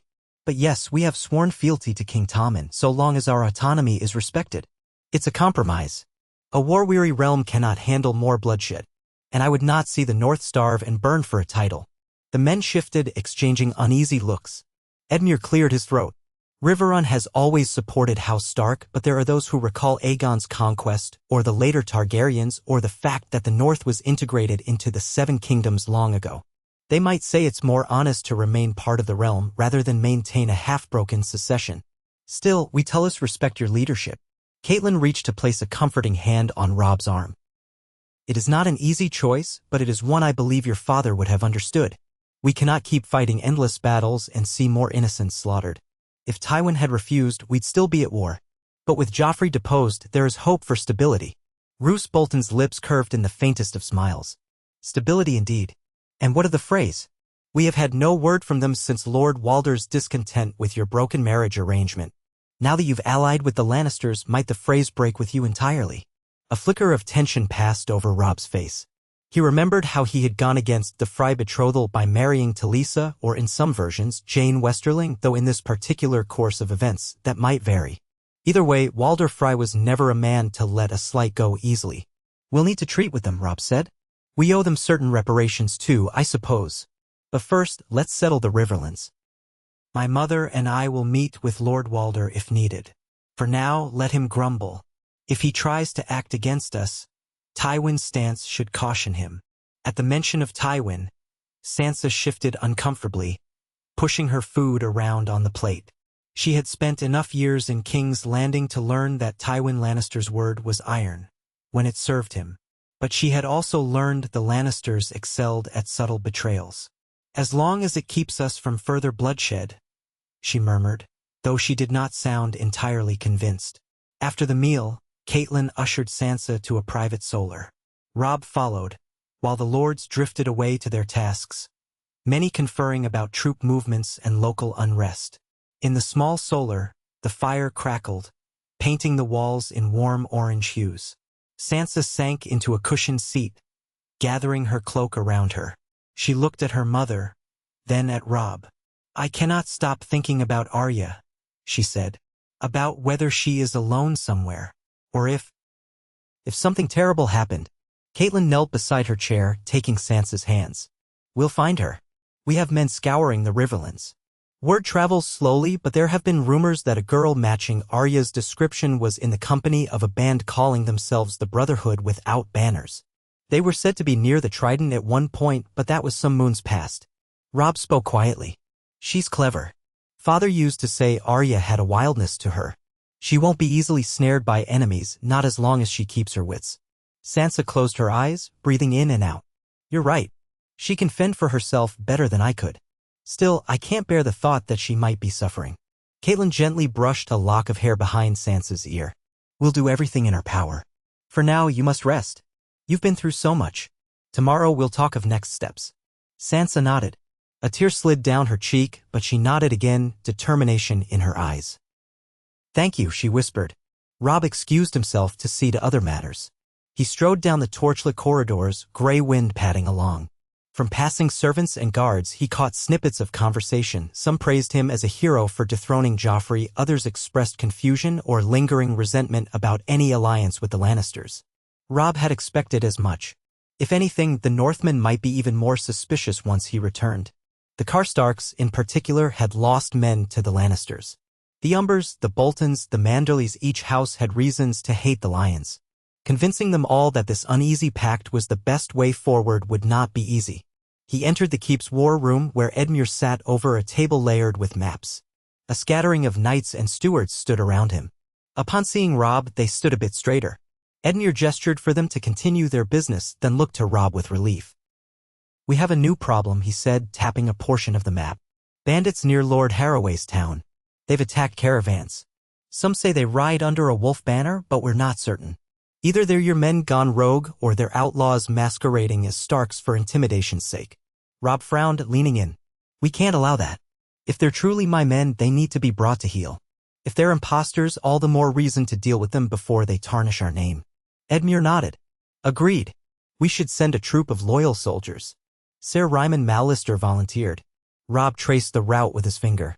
"Let it be so. Let them carry my seal so any small folk will know the difference between true Stark men and these rogues." He paused. "What other news?" Edmure sighed. "Many of the lesser lords still nurse grudges over the war. Some are reluctant to accept peace with the Lannisters. They fear House Lannister will not truly pay reparations or keep the crown's promises. I've tried to reassure them, but they want your word specifically." Robb exhaled. "Then tomorrow, arrange a gathering of lords in Riverrun's hall. I'll address them. We must bring them into the fold. The war's done, one way or another." Edmure agreed. They spoke a while longer, poring over reports of burnt farmland, missing peasants, stolen livestock. The Riverlands had borne the brunt of the fighting between North and West, first from Tywin's raids, then from the vengeance of the Northmen. Peace might be declared, but the scars would remain for years.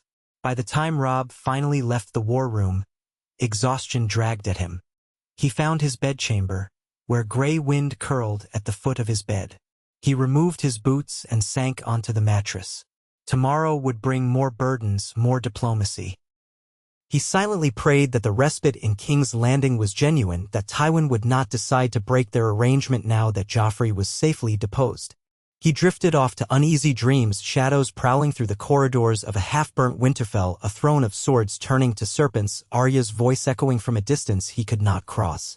Once he jolted awake at some imagined roar, but it was only the distant thunder of the night sky.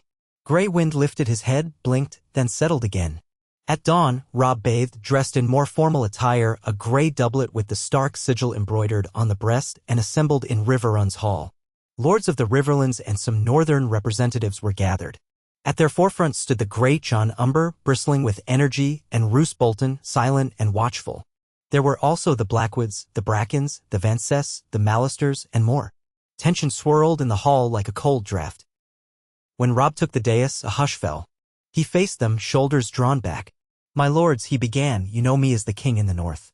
You joined me in this war against the Iron Throne because Joffrey Baratheon committed atrocities. He murdered my father, brought war to the Riverlands, and threatened the very foundations of honor and justice." A few men nodded, muttering. Others shifted uneasily. Robb continued, voice steady. "In King's Landing, with the help of Lord Tywin Lannister, Joffrey has been removed from power. Tommen Baratheon now wears the crown. In exchange for our part in that event, House Stark and House Tully have negotiated peace. The North's autonomy shall be respected. The war is over. We must rebuild." The great Jon let out a hearty growl. "You fought bravely, your grace, and we followed you every step. But can we truly trust Tywin Lannister's word? The man's known for breaking faith when it suits him." Across the hall, Roose Bolton inclined his head. "We have all heard the songs of the Red Wedding that never happened in this telling, the stories of Tywin's cunning, but so far he has kept to his bargains, at least in matters that benefit him." Robb took a long breath. "It is true that we cannot trust blindly. But we have secured hostages of our own, so I am told, though we are not labeling them as such. Tywin expects to keep the Tyrells appeased, and to do that he must maintain stability. If the realm falls again into civil war, even House Lannister cannot easily stand. This truce for now benefits him. I believe he will honor it." A ripple of murmurs swept through the lords. One older knight stood, clearing his throat. "You speak of Autumn. Only for the north, but what of the Riverlands? We have been ravaged. Where is our justice, your grace? Or do we remain pawns between north and west?" Edmure stirred, but Robb motioned for him to remain seated. Robb said, "House Tully and the Riverlords fought by my side. I have not forgotten your losses. Under the terms of peace, reparations are to be paid from the crown to the Riverlands. I know gold does not bring back the dead, but it can help rebuild homes and farms. My mother, Lady Catelyn, and Lord Edmure will oversee distribution to see it is fair and swift." The older knight let out a heavy sigh. "We'll believe it when we see the gold in our coffers." One of the Blackwood men chimed in. "We do not want to kneel to the Lannisters any more than the North does." Robb met his gaze steadily. "Then kneel to House Tully, or kneel to me if you prefer, but we will abide by the nominal authority of King Tommen so that the realm may know peace. It is a compromise. I ask all of you to stand with us. The alternative is more war, more misery. If any of you prefer to continue fighting, I cannot stop you, but you will find no success in it. House Lannister and House Tyrell remain formidable, and the North cannot afford to stand alone in endless bloodshed." He paused, letting the weight of his words sink in. Silence hung in the hall, broken only by the slight scrape of a chair leg. At length, a few voices murmured agreement. The great Jon grunted and thumped his fist on his broad chest. "Aye, let it be so. We've spilled enough blood. We'll follow you." Slowly, more men voiced their support. Some nodded reluctantly, others called out that they would trust Robb as they once trusted Eddard Stark.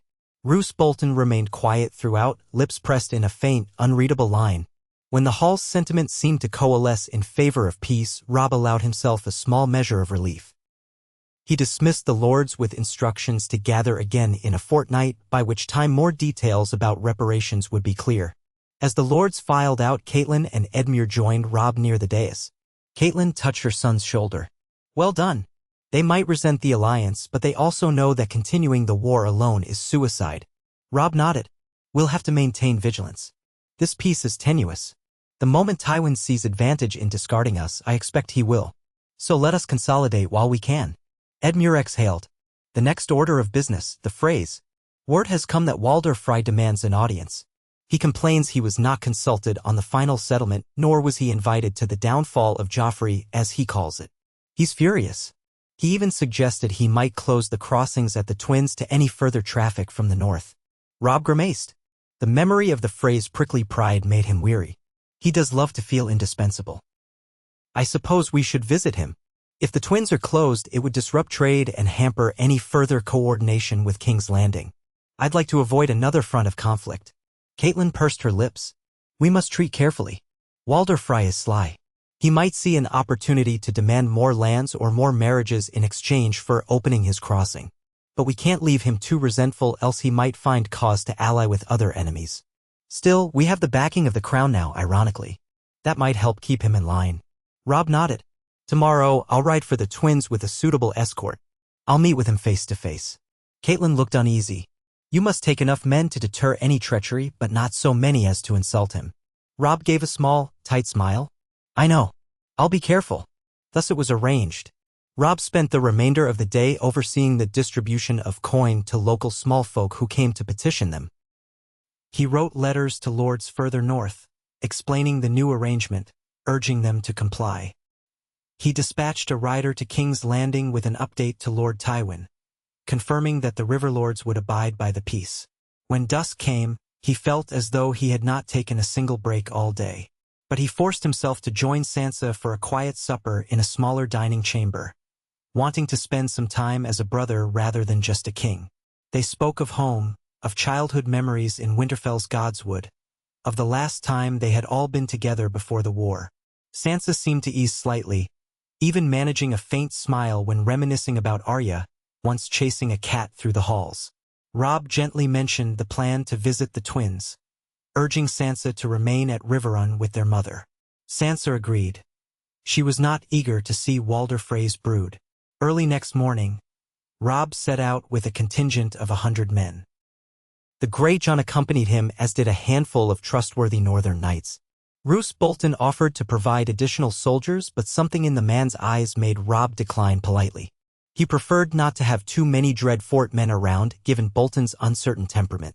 Instead, he accepted a few Tully knights recommended by Edmure. They rode north along the Green Fork, the air crisp and the ground still wet from recent rains. Fields stretched out in shades of green and brown, dotted with cattle that regarded the riders with dull eyes. After 3 days of travel, the silhouette of the Twins rose in the distance. 2 squat towers on opposite sides of the Green Fork, connected by a great stone bridge. The fortress was imposing despite its simplicity, for it controlled the major crossing of the river. As they drew nearer, a Frey outrider galloped up to greet them, or at least to observe them. Robb allowed the outrider to guide them to the gates. When the drawbridge was lowered, the grey wind patted at Robb's side, eliciting nervous looks from the guards. The Frey men parted warily. Some remembered that Robb had once broken a Frey betrothal, and though the Red Wedding had never happened in this altered course of events, the tension still lay thick. They were ushered into the great hall. Walder Frey, old and wrinkled and leaning on a cane, sat in a tall-backed chair near the dais. His brood of children, grandchildren, bastards, and more stretched through the hall. Many of them resembled Lord Walder in one way or another. Pinched faces, watery eyes, or thin-lipped sneers. The old lord sniffed when Robb entered. So, you finally come, Walder Frey said, voice crackling. The king in the north, or shall I call you the Lannister lapdog now? Hard to keep up with these grand titles, His watery eyes flicked to grey wind, and he pursed his lips in distaste. Robb ignored the jibe. Lord Walder, he said, inclining his head with a politeness that fell short of deference. I come to ensure we remain at peace. Our arrangement must be honored, that the Twins remain open to crossing, that we be in alliance. I am prepared to hear your grievances. The old man cackled. My grievances, he says. As if they're not already plain enough. You promised a match between our houses, then you threw it away. Your war raged across my lands, scaring away half my trade caravans. Now you strike deals with Tywin Lannister without so much as a by-your-leave to old Walder Frey. Robb steadied himself. The circumstances changed, my lord. The crown demanded a firm response to Joffrey's atrocities. I took the best chance I had to end the war. Walder Frey spat on the rushes. And you ended the war in such a way that House Frey reaps not but a few pitiful coins. Have you brought me a new arrangement? Another betrothal, perhaps? Or do you expect me to keep this crossing open for free while you line your pockets with Lannister gold? A hush settled. Frey grandchildren and great-grandchildren watched with avid interest, some smirking, others apprehensive. Robb glanced at the great Jon, who stood bristling, fists clenched. A single harsh word from Robb might unleash a torrent of northern rage upon the Freys. But Robb kept calm. I did not come empty-handed. I bring a portion of the crown's reparations allocated for the Riverlands. You will receive your share, commensurate with your losses. And as for alliances, I am prepared to offer a future match or support for Frey interests at court. But let us proceed with moderation. The war's end is fresh and the realm is still reorganizing. Walder Frey's eyes narrowed. How big a portion of these reparations? I've lost income from my tolls, my lands have been trampled by armies, and I've lost men in your fight. If you want me to keep the twins open, you'd best not be stingy. Robb resisted the urge to sigh. He had anticipated this sort of haggling. I have a figure in mind, one that Lord Edmure and I deemed fair. Enough gold to repair your fortifications and compensate for lost tolls, plus an annual sum for 3 years. Beyond that, we can talk of a match. My cousin, one of the Tully cousins, perhaps might be wed to one of your kin. I can't promise anything more until I've conferred with my family. Walder's gaze flicked among his brood. We'll see about that. Show me this gold, then. Prove you have it and not just empty words. Robb signaled to a pair of Tully knights who stepped forward with heavy chests. They unlatched them, revealing shining coins minted with the stag antlion of the crown. Walder's eyes gleamed with greed for a moment, though he tried to hide it behind a scowl. Humph, he muttered. All right. So, you have a bribe. Good. My doors remain open. For the time being. Robb bit back a retort and merely nodded. Shall we discuss the details in private, my lord? Walder Frey rapped his cane. You and I will speak, yes. The rest of your men can sample my hospitality. But keep that damned wolf outside my halls. He glowered at Grey Wind, who stared back with luminous yellow eyes. The great Jon growled under his breath, Your Grace, we don't need to. Robb silenced him with a subtle gesture. Very well. Grey Wind will remain in the courtyard with my men. He placed a reassuring hand on the direwolf's thick coat, then instructed one of his men to watch over him. Grey Wind huffed but allowed himself to be led away. Walder Frey rose, leaning heavily on his cane, and beckoned Robb to follow him. They left the main hall through a side door, weaving down a corridor lined with dusty tapestries of long-dead Frey ancestors. A handful of Walder's brood trailed behind, presumably to act as witnesses or sycophants. They entered a cramped solar. Walder lowered himself onto a wooden chair with a grunt. You may sit, boy. I prefer to deal with you at eye level. Robb took the offered seat, trying not to let his temper flare at the old man's insolence. But Walder Frey's insults were like water off a stone at this point. Robb only cared about securing the crossing. Let us be direct, Robb said. The war is over. I will see that you are paid for your losses. In exchange, you will pledge to keep the twins open to Northmen and Rivermen alike. You will not ally with any force seeking to undermine our peace with the crown. Do you agree? Walder Frey pursed his lips. Agree in principle. But I want more. I want one of your cousins, Elena Tully. I believe she's called to marry my grandson, Ryman. He's a knight, albeit a second son, but he's as capable as any. This will seal the bond between our houses. Robb recalled Elena Tully was a distant cousin of Edmure's, a girl of about 17. He had never met her personally, but he knew her father served in the Tully household guard. The demand was not unreasonable in the scheme of political marriages, though it rankled that Walder Frey would use it as a bargaining chip. I cannot promise that without consulting Lady Catelyn and Lord Edmure. But I'll put the proposal forward. If Elena consents, Walder Frey snorted. Consents? She'd be lucky to wed a Frey. Enough dithering. I want it in writing that you'll strongly encourage her acceptance. If she refuses, you'll find me another Tully cousin of equal birth.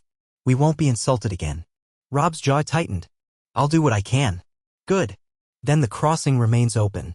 But mark me, if I sense any duplicity, if Tywin Lannister or you try to cheat me out of what is owed, I might just raise my portcullis and let no man cross. Or worse. Robb nodded curtly, ignoring the unspoken threat. Understood. They spent another hour finalizing the specifics. Walder demanded a certain portion of the gold up front, which Robb grudgingly agreed to provide using the chests they'd brought. They signed a provisional agreement on parchment. Walder appended his shaky signature, then cackled, so be it. You may go, King in the North. Let's hope you keep your word. Robb stood. "Farewell, Lord Walder. I'll expect you to do the same." He left the Solar, collected the Great John and the rest of his men, and departed the twins with no desire to linger. Once outside, Grey Wind padded up, tail swishing in annoyance but clearly relieved to be away from the Frey stench. They crossed the massive bridge under the watchful eyes of Frey archers, then continued up the King's Road. Once they were well out of earshot, the Great John spat, "We ought to have flung the old weasel off his own battlements. He deserves nothing after all his bellyaching."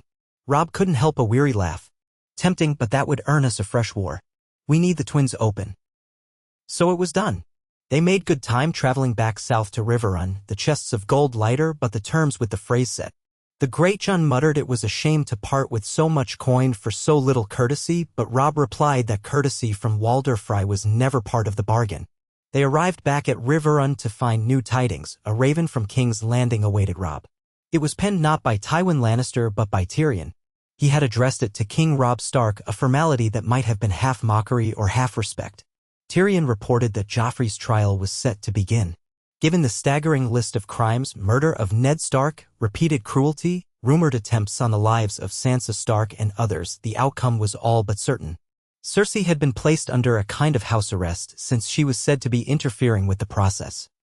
Tywin planned to host the trial in the Red Keep's throne room within a fortnight, presumably to present a semblance of justice to the realm rather than simply ordering Joffrey's execution.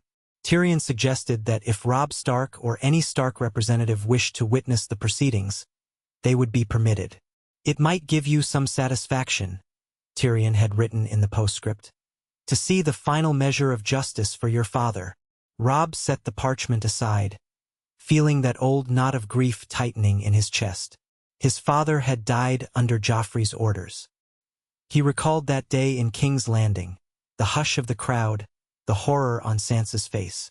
Part of him wanted to ride south at once and watch the boy king face the sentence. Another part of him felt numb. What difference would it make? Ned Stark was gone. No trial could undo that loss. That evening, he conferred with Catelyn, Sansa, and Edmure in a private chamber. Robb showed them Tyrion's letter. Sansa read it, her face tightening. "He wants us to come witness the trial," she murmured. "Will it even be a fair trial, or just a spectacle? Joffrey's guilt is known, but I can't imagine he'll go quietly." Catelyn frowned. "I don't trust anything that happens in King's Landing. But I admit I'm tempted to see justice done. Do you wish to go, Sansa?" Sansa pressed her lips together. I'm not sure. Part of me never wants to set foot in that city again. Another part thinks I want to look Joffrey in the eye and show him I'm no longer afraid." Robb nodded slowly. "I feel the same conflict. Perhaps if the realm sees a Stark present, it will reinforce the legitimacy of the proceedings. Tywin must want to quell any rumors that Joffrey's deposition was purely a Lannister power grab. A formal trial could help." Catelyn's voice softened. "You have just returned from a journey, Robb. Will you risk going south again?" Robb rubbed his brow, recalling the responsibilities piling up in the Riverlands and the north. "I can't leave these matters unresolved, but the trial is in a fortnight. I could ride for King's Landing in a week, attend the proceedings and return. Or I could send a representative. Mother, perhaps you or Edmure. But Sansa, only if you truly wish to go. I won't force you back there." Sansa's eyes flickered with a mix of dread and resolve. "I'll go if you think it wise. I have things I need to say to him, even if he won't listen." Then, seeing the worry in her mother's face, she added, "But only if you think it's safe." Catelyn considered. "If Tywin Lannister is truly invested in proving he abides by justice, he'll ensure your safety. I will go as well to stand by you." Robb exhaled. "Then it's settled. You and Sansa can go in my stead. Take a suitable escort. The Great John can lead it, or a portion of Tully Knights. Tyrion's letter suggests we'll be welcomed. I'll remain here to finalize the distribution of funds, secure the Riverlands, and then head north." Catelyn nodded, though she looked pained. "So be it. Part of me would rather never see King's Landing again, but for Ned's memory I will. If it brings closure to Sansa, I'll endure it." Edmure offered to manage the day-to-day business of Riverrun in her absence. Plans were laid out quickly. Within a few days, Catelyn and Sansa departed, accompanied by a carefully chosen guard. 50 men bearing Stark and Tully colors, with the Great John among them for muscle. Sansa rode quietly, wrapped in a gray cloak, her gaze distant. Catelyn forced a brave smile for her daughter's sake. But once they were on the road, silence often dominated their small group. The path to King's Landing felt haunted by old memories of Ned's imprisonment and execution. Even the Great John, usually loud and boastful, kept a sober tone, as though reminded of the seriousness of their errand. Back in Riverrun, Robb busied himself with endless tasks. He met with local lords. He received ravens from northern houses, some complaining about the alliance, others cautiously approving the respite from war. He arranged shipments of grain south to the Riverlands where famine threatened. He conferred with Edmure on the possibility of sending men out to find Arya. Edmure recommended a search of every inn and village along the roads east, for rumors said the Brotherhood without banners roamed that direction. Robb gave his blessing, and small parties of Tully scouts fanned out. One evening, as Robb sat in the castle solar reviewing accounts of the crown's promised gold, a soft knock came at the door. Before he could answer, Roose Bolton stepped inside, closing the door behind him. The man moved with an unsettling quiet. He wore a plain tunic of dark gray and looked at Robb with those pale, calculating eyes. "Lord Bolton," Robb said, setting aside his quill. "What brings you here so late?" Bolton inclined his head. "Your Grace, I came to offer my services. I know you have much to contend with. Perhaps the Dreadfort's resources could aid in the search for your sister, or in the policing of these outlaws. My men are quite adept at hunting down lawless elements." He spoke with a tone that was almost polite, yet disquietingly chilly. Robb studied him. "I appreciate the offer, my lord, but I trust the Tully outriders. You are needed in the north, are you not? To ensure that word of our new peace reaches the more distant houses." Bolton allowed the barest hint of a smile. "Yes, I will return north soon. But I remain concerned about the stability of our alliance with Tywin Lannister. You have done well to secure it, but is it wise to rely on the man who orchestrated so much bloodshed?" Robb's jaw tightened. "Wise or not, it's the best option to protect the North right now. We can't wage another full-scale war. Winter is coming, and our resources are stretched." Bolton nodded slowly, as though in agreement. "Indeed, winter is coming.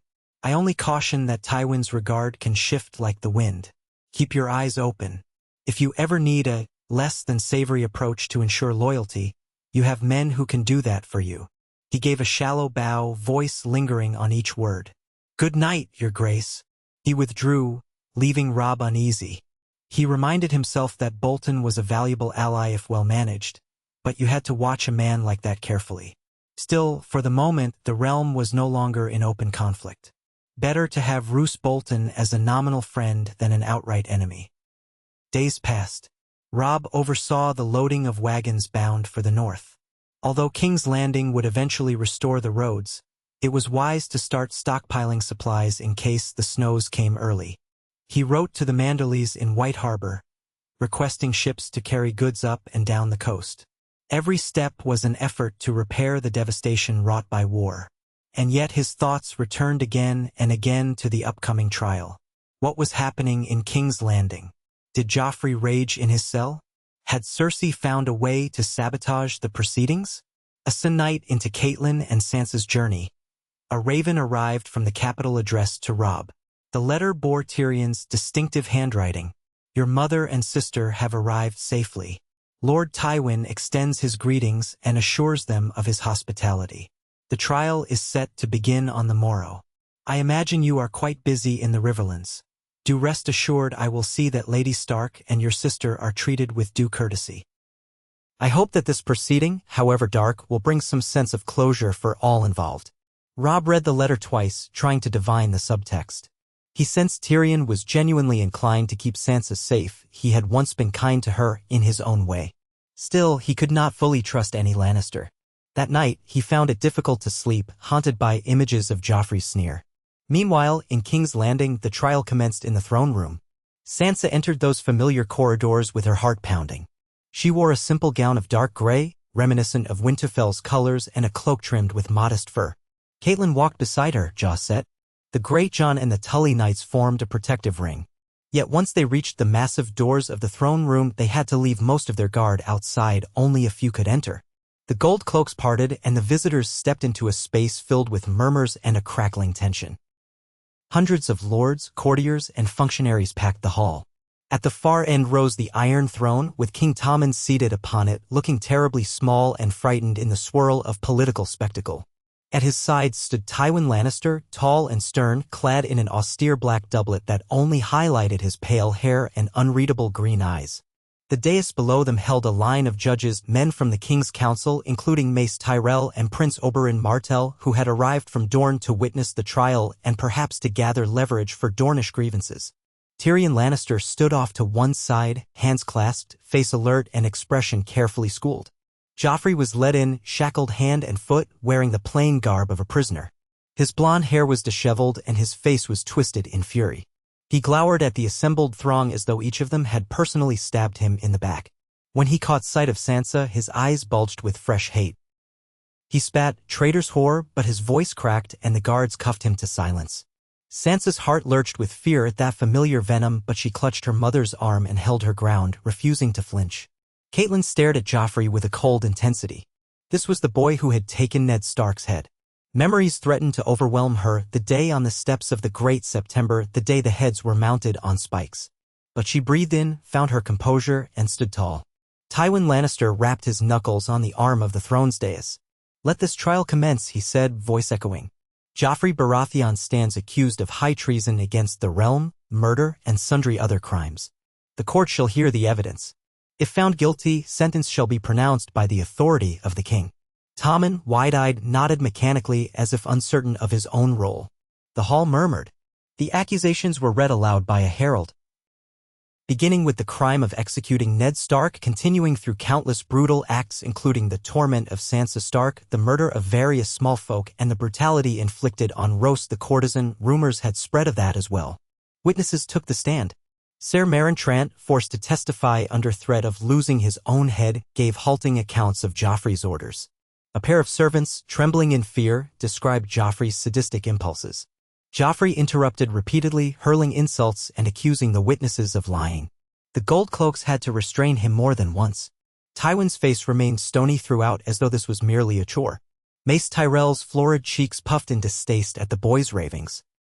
Oberyn Martell seemed almost amused, though his dark eyes glinted with deeper anger at any mention of cruelty, reminding all present that he had come seeking justice for Elia Martell's murder decades prior, even if that was a different matter altogether.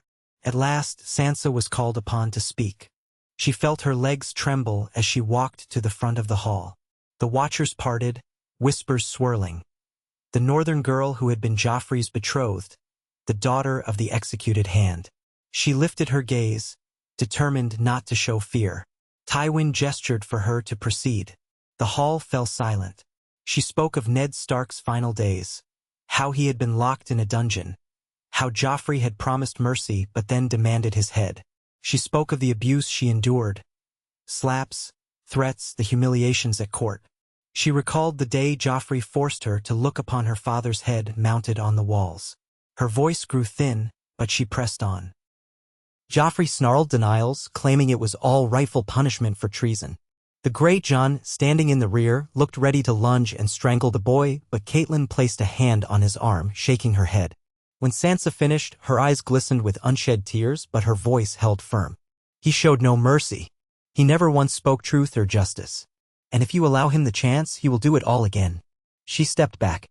The entire throne room seemed to exhale at once, as though relieved that the ordeal was almost over.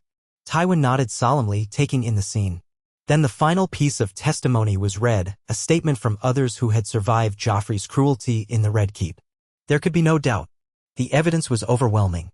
King Tommen, at Tywin's prompting, declared, "Let the court pass judgment." Tywin rose, facing the dais. "I find the boy, the man, guilty of the crimes as charged." The other judges added their assent. Mace Tyrell gave a short, stiff nod. Oberyn Martell flicked his eyes to Joffrey and said, "Guilty," almost as if it pleased him. A hush settled. Joffrey's face went ashen. Then Tommen's voice wavered, echoing across the hall. "Joffrey Baratheon is sentenced to die." The finality of the words hung in the air like a bell tolling. Joffrey began to shriek, cursing Tommen, Tywin, Sansa, everyone. He struggled so violently that the guards had to wrestle him to the ground, clamping an iron muzzle over his mouth to silence him. Tywin waved a hand in disgust, and the gold cloaks dragged Joffrey away to the black cells. Cersei was notably absent from the public hearing by Tywin's design, no doubt. The rumor was she was locked in her chambers, half-mad with rage and sorrow so as not to disrupt the trial. Whatever maternal feeling she had, it was twisted now by the knowledge that her father had orchestrated her son's downfall. There was no last-minute attempt to exonerate Joffrey. The sentence was set. In the aftermath, the courtiers began to disperse, hushed and subdued. Tyrion approached Sansa and Catelyn, bowing his head with surprising deference. My lady mother," he said to them, "I regret that it all came to this. For what little it's worth, I am relieved the realm will be spared further suffering under Joffrey's hand." Sansa regarded him. "Thank you, Lord Tyrion. You have been kinder to me than the rest of your family, and for that I am grateful." Tyrion's mouth quirked in a half-smile. "I'd not put too much trust in me. I'm a Lannister after all, but I do wish you well. If there's any comfort in this trial, let it be that the truth was heard at last." Catelyn dipped her head. "We shall return to Riverrun soon. Will you convey our thanks to Lord Tywin for orchestrating this resolution?" Tyrion nodded. "I will, though if I may offer counsel, keep one eye open. My father respects power above all else. Right now, you and Robb hold enough power to keep him cooperative. But if ever the balance changes..." Catelyn's mouth pressed into a thin line. "We understand." The Great John cleared his throat, eager to escort them out of the hall. They departed together, leaving behind the lingering hush of the throne room. Outside in the keep's corridors, Sansa halted a moment, pressing her hand against the cool stone wall. "He will die," she murmured almost to herself. "He will die the way father did, publicly, with all eyes upon him." Catelyn placed a comforting hand on her shoulder. "He will face the headsman's sword in the sight of the realm. Let that be the end of his cruelty." Sansa's eyes brimmed with tears she would not let fall. A swirl of emotions played across her features, relief, a lingering terror, a sense of closure laced with sorrow that none of this could bring back Ned or undo the horrors. She nodded and drew a shaky breath. "Let us go." They were offered rooms in the Red Keep for the night, courtesy of Tywin's official hospitality. Catelyn was reluctant, but given the press of the crowd and the lateness of the hour, she agreed for Sansa's sake. At least the Great John and their men could stand guard. So they climbed the winding steps to the guest chambers, which were far more comfortable than the dungeons or the cramped quarters Sansa once had. Still, every corridor reminded Sansa of her captivity, of the walls that had witnessed so much suffering. In her assigned chamber, Sansa removed her cloak and sank onto the bed. She felt numb. Her mother sat beside her, wrapping an arm around her shoulders. For a time, they just breathed, the candlelight flickering. Eventually, Sansa whispered, "I don't feel happy. I thought I would." Catelyn's voice was soft. "Justice is seldom accompanied by joy, my sweet girl. He took so much from us. Punishing him cannot erase that." Sansa pressed her head to her mother's shoulder. "You're right. I just hope, maybe now, we can move forward." Catelyn kissed the top of her hair. "Yes, we can." She hesitated, then added, "I have prayed for your father's spirit to find peace. Perhaps this is the final step in that journey." Sansa closed her eyes. "I hope so." They stayed like that for a while, mother and daughter leaning on each other's warmth. Then Catelyn rose, closing the chamber door softly so Sansa could sleep. The next morning, after a brief meal, they prepared to leave the city. The Great John was only too eager to set out. Before they departed, however, a Lannister steward delivered a sealed parchment from Tywin. Catelyn opened it cautiously. The note was curt. "I extend thanks to House Stark for testifying in the trial. The realm stands on firmer ground because the matter was brought into the light of justice. Let this event mark the close of hostilities between our houses. Safe journey home. No formal pleasantries, no effusive politeness. Just Tywin's directness." Catelyn passed it to Sansa, who read it and swallowed. "Let us be gone," was all Sansa said. Their small column rode out of King's Landing through the Gate of the Gods. The city was strangely subdued, as if aware of the monumental shift in power. Marjorie Tyrell's banners fluttered in places, suggesting that King Tommen's wedding was still on the horizon. Gold cloaks patrolled, but they averted their eyes from the departing northerners. The Lannister red and gold soared from the walls, a reminder that the old lion was still at the helm. Some small folk peered from alleyways, wondering if this sudden change would truly mean less cruelty. Others spat on the ground at any mention of Joffrey's name. Rumors abounded that the trial had exposed him as a monster, though many had already known that. Catelyn and Sansa pressed on at a brisk pace, wanting to put distance between themselves and King's Landing. Each league north brought fresher air, a sense of release. Sansa's posture straightened a little more. She still carried the wounds of the past, but with every hoofbeat, she felt further removed from the shadow of the Red Keep. One day, she vowed, she would stand in the courtyard of Winterfell again, free and unafraid. Back in the capital, Joffrey's final days ticked away. Tywin had decreed that a formal execution would be held in the courtyard of the Red Keep a week after the sentencing, giving time for the realm to recognize the king's justice. Not many lords stayed to witness it. Most had seen enough. The crowd that gathered was a somber mix of city folk curious or resentful, a smattering of nobles eager to see the downfall of the hated boy king, and a host of gold cloaks to keep order. Joffrey was marched forth, still screaming through his muzzle, wrists chained behind his back. Cersei was absent, rumored to have been sedated or locked away to prevent a hysterical scene. Tommen did not attend either, at Tywin's insistence. It would not do for the new king to be traumatized by such a spectacle. Thus, the moment was presided over by a stern-faced Tywin, flanked by Kevan Lannister and the King's Guard loyal to him. The royal headsman stepped forward. Joffrey, half-starved from days in the black cells, glared at the onlookers with sunken eyes. The muzzle was removed long enough for him to spit curses. Then, with one swift stroke, the headsman ended Joffrey's life. The crowd made only a subdued murmur, no roar of approval, no triumphant jeers. It was more like a collective exhalation of relief that a malignant force had been cut away. Blood pooled on the cobblestones. Joffrey Baratheon, the boy king, was no more. Tywin turned on his heel and strode away, cloak swirling behind him, not a trace of emotion on his face. Some said he took no pleasure in the death of his kin, but he deemed it necessary. Others whispered that Tywin had always cared more for the family legacy than any individual member. Either way, House Lannister remained in power and King Tommen was safer for it. Cersei, upon hearing the news, purportedly flew into a rage that resulted in her smashing an ornate mirror and cutting her hands. She cursed her father, cursed the Starks, cursed everyone who had betrayed Joffrey. Yet she was powerless to alter the realm's new reality. The lions roared, but in a more controlled fashion now, guided by Tywin's iron will. As for Robb Stark, he did not hear of Joffrey's final moments until another raven arrived weeks later.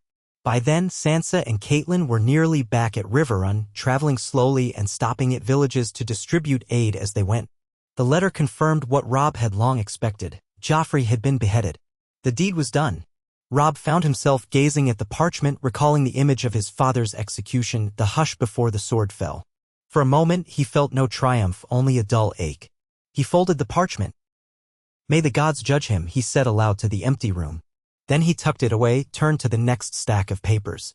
Winter was coming, there was much to do. Catelyn and Sansa rode into Riverrun on a golden afternoon, escorted by their loyal men. The Great John announced their arrival with a mighty shout that made the stable boys jump. Robb emerged from the keep to greet them. As soon as Sansa dismounted, he strode forward and enfolded her in a strong embrace, mindful not to crush her. She clung to him, face pressed against his shoulder. He felt the tension in her body, a tension that slowly released as she realized she was truly, finally, free. Catelyn embraced him too, pressing her cheek to his. Her eyes glistened with unshed tears, the memory of the trial clearly weighing on her. Robb held her, murmuring, "It's done, mother. He's gone." She nodded, a tear slipping free. "Yes, it's done. Our family can move forward." She sniffed, gathering herself. "Any news of Arya?" Robb shook his head. "Some scattered rumors, but nothing concrete. I've men searching. We'll keep trying." With that, they moved inside for a private reunion while the Great John and the other guards saw to their horses. Servants bustled to bring water and a light meal. In the solar, the three Starks sat by the fire. Sansa recounted the trial in halting words. Catelyn added details where she could, describing Tywin's controlled demeanor, Tyrion's measured courtesy, Oberyn's presence the moment Tommen pronounced the sentence. Robb listened quietly, expression grave. When Sansa finished, the silence stretched. Robb finally said, "Father's murder has been avenged, though it doesn't feel like justice. Still, at least the realm is free of Joffrey." Catelyn gazed into the flames. He was Ned's killer but also just a boy turned cruel by his upbringing. I can't help thinking that the true architects were always behind him, Cersei, Tywin, the entire twisted game. Sansa looked at the floor. It doesn't excuse what he did. No, Robb agreed softly. It doesn't. That night, a hush fell over Riverrun. The next day began the slow return to normalcy, though for Westeros, normalcy was always ephemeral. Each dawn, more ravens arrived bearing tidings from across the Seven Kingdoms. From the Eyrie came word that Lysa Arryn was furious about the new peace, claiming she had no part in Joffrey's downfall and that she would keep the Vale closed to outsiders. From the Iron Islands, rumors persisted that Balon Greyjoy was ill, his children vying for succession. From Dorne, there were whispers that Oberyn Martell had gleaned new leverage regarding the Mountain, Gregor Clegane, and the old Targaryen murders. And from across the Narrow Sea, faint rumors told of Daenerys Targaryen gathering freed slaves and forging an army. Westeros might have ended one war, but new conflicts brewed on the horizon. Yet for House Stark, a measure of peace had come at last. Riverrun bustled with the tasks of rebuilding. Robb made plans to journey back to Winterfell, having word that the damage was significant but not total. Some of the castle's keeps still stood, though they needed repairs. Sansa expressed a wish to see their home again, to walk in the Godwood. Catelyn agreed to accompany them for a time, but she also felt the pull of her Tully heritage. Edmure needed help restoring the lands around Riverrun, and the small folk needed guidance. They decided that in another month or two, once the Iverlands had stabilized further, they would travel north. Until then, Sansa would remain under Robb's care at Riverrun, learning about governance in a calmer environment than King's Landing had ever offered. As the final days of harvest approached, the pace of repairs quickened. Carpenters set out to rebuild huts, smiths labored on plowshares rather than swords, and the battered populace started to believe in peace. Edmure oversaw fairs in nearby villages, distributing seeds and livestock purchased with crown gold.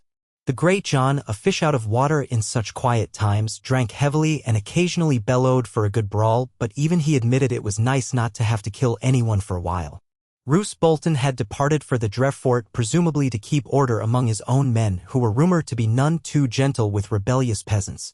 One morning, word reached Riverrun that a large band of outlaws had been scattered by Tully soldiers near the Crossroads Inn. Among the prisoners taken were a handful of men claiming to have traveled with Arya Stark some moons ago. Excitement rippled through the castle. Robb, Sansa, and Catelyn immediately arranged to interrogate these men. When they were brought in, their hands bound, they looked ragged and dirty. "You speak. What do you know of Arya Stark?" Robb demanded. The man at the front, grizzled with a scraggly beard, shuffled his feet. "We saw her. The girl was tough as nails, had a mouth on her. Called herself Eyrie for a time. We was with the Brotherhood without banners, see, out by the Trident. We parted ways nigh on 2 months past, though. The Hound had taken her, if rumors be true." Catelyn's heart lurched. "The Hound?" "Sandor Clegane." The outlaw nodded, eyes flicking warily between them. "I saw him snatch her up and ride off. We heard talk he might ransom her to her family or to her mother at the Twins. But we don't know more." A swirl of conflicting emotions shot through the Starks. Sandor Clegane had been Joffrey's sworn shield, a killer many times over. Yet Sansa remembered flashes of compassion in him, fleeting moments that suggested he had his own code of honor. If Arya was indeed with the Hound, perhaps she was alive. Perhaps. They pressed for details, but the outlaws knew little else. They had parted ways near an abandoned village. The Hound had supposedly been wounded, but whether he survived, they couldn't say. Robb thanked them curtly and had them escorted back to the dungeons. In the solar, he faced his mother and sister, tension etched on his brow. "If Arya's alive and wandering the Riverlands with Sandor Clegane, we have to find them," he said. "He might be trying to bring her north for ransom or else to the Vale for Lysa Arryn's coin. We must intercept them if we can." Sansa looked pale, recalling her own unnerving encounters with the Hound. He was cruel, but not like Joffrey. Maybe he won't harm her. Catelyn nodded slowly. "We can't risk it. Let us send more scouts to scour the roads. I'll speak with Edmure. Perhaps we can post watchers at every crossing. The Hound is distinctive enough that he cannot slip by unnoticed." So they renewed their search, hearts lifted by the possibility Arya yet lived. For weeks, they waited for a sighting, but none came. The roads were vast, the riverlands scarred. Winter drew closer, the nights grew colder, and many wanderers either took shelter or died in the wilderness. Eventually, Rumors placed a man and a girl traveling near the bloody gate of the Vale, but that was unconfirmed. The trail seemed to vanish in the foothills of the Mountains of the Moon. During this uncertain time, word spread across the realm that the Tyrells had moved forward with a grand wedding for King Tommen and Margaery. Reports said it was more subdued than what had been planned for Joffrey, out of respect for the realm's mourning, or perhaps out of caution, lest another public spectacle invite catastrophe. Still, the wedding was said to be quite lavish, with feasts, music, and many high lords attending to show fealty to the new king. Tywin Lannister was of course at the center, ensuring that House Lannister's hold on power was now stronger than ever. Tommen, a sweet-natured boy, was overshadowed by the presence of his grandfather and the cunning Margaery, but many in King's Landing breathed easier under his gentle rule. Robb read these tidings with mixed feelings. No mention of him or the North was made beyond a generic statement that the realm was at peace. He had expected no less. Tywin would want to shift the narrative to King Tommen's benevolent reign rather than highlight the alliance that had toppled Joffrey. So be it, Robb thought. As long as the North was left alone, as long as reparations kept flowing, he had no desire to meddle in southern politics again.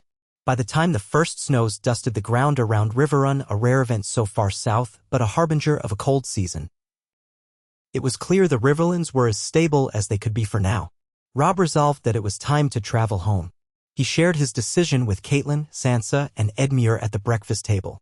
Sansa looked anxious, but also quietly eager.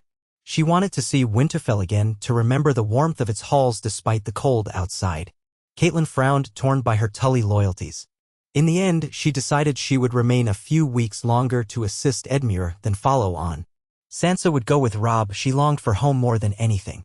So, in a final flurry of farewells, the Starks made ready.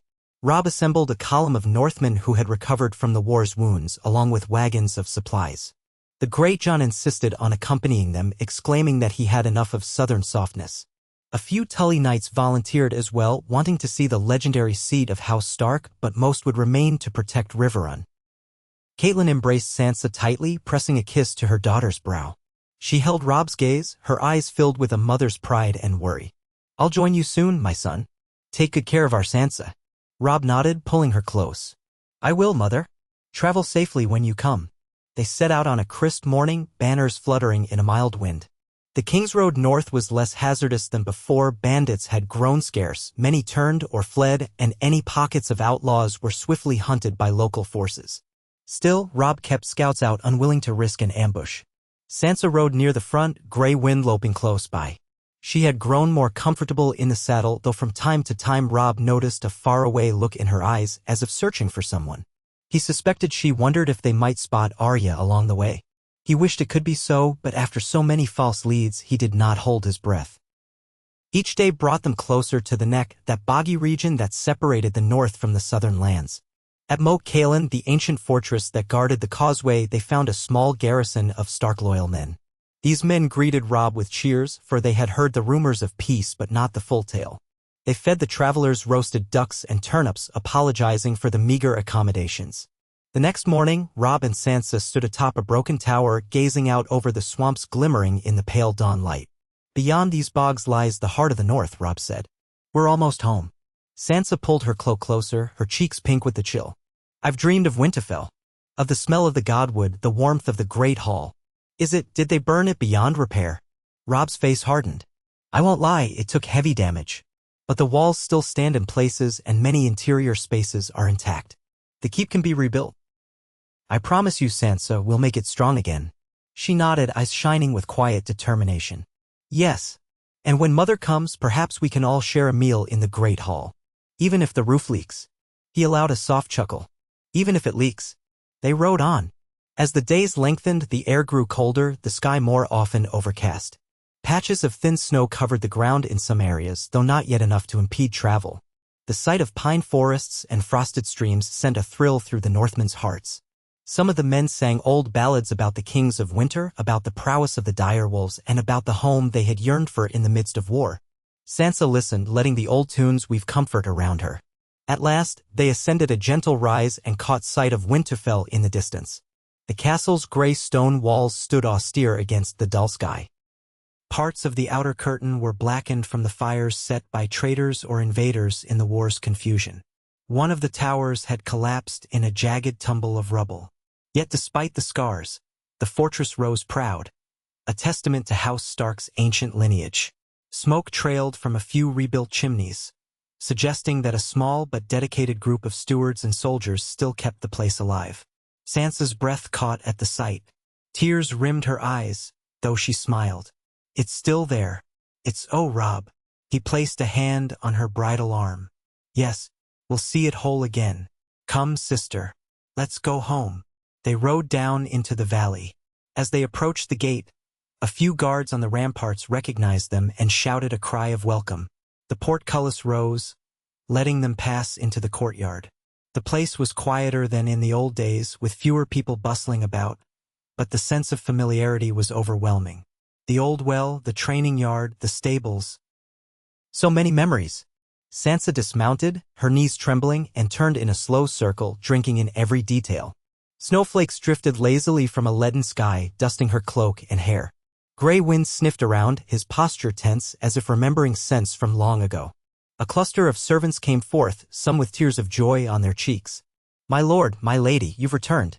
One woman, an older steward, curtsied awkwardly. "We've done our best to keep the place warm, though it's been hard." Robb smiled, gracious and true. "You've done well. Thank you. Let's stable the horses and see about feeding everyone." Men fanned out, leading their mounts. The great John barked orders, extolling how fine it was to be back among the real Northmen, not these southern pansies.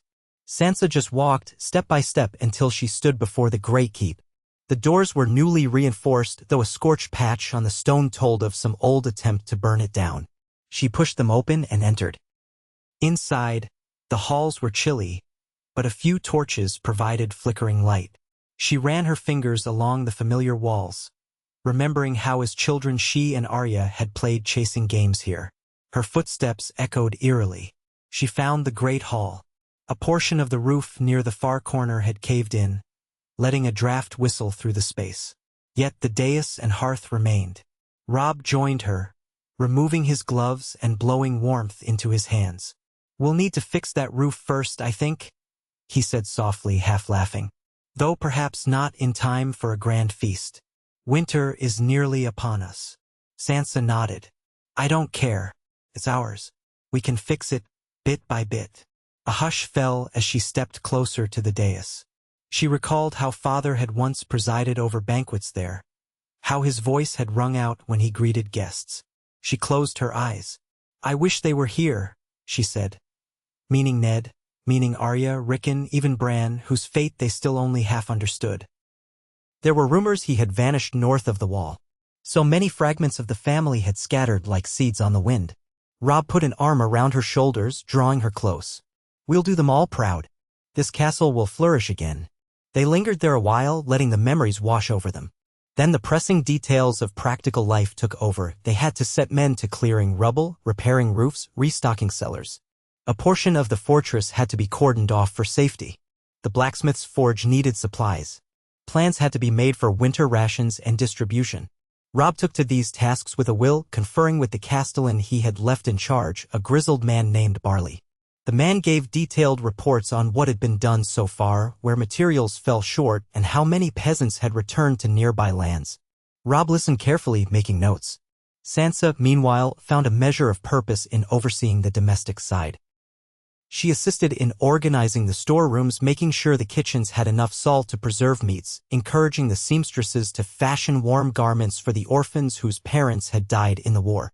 Despite her earlier reluctance to embrace the role of a lady, she discovered that she did have a knack for it. She recalled some lessons from her mother and from the better side of what she had observed in King's Landing, how to keep morale up, how to ensure fairness.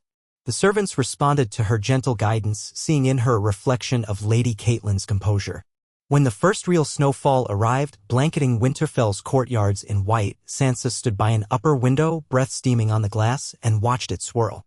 The hush of winter enveloped the castle, softening the scars of war with a layer of silent purity. She felt tears prick her eyes, thinking of the father she had lost, the siblings who were scattered. But she also felt a glimmer of hope.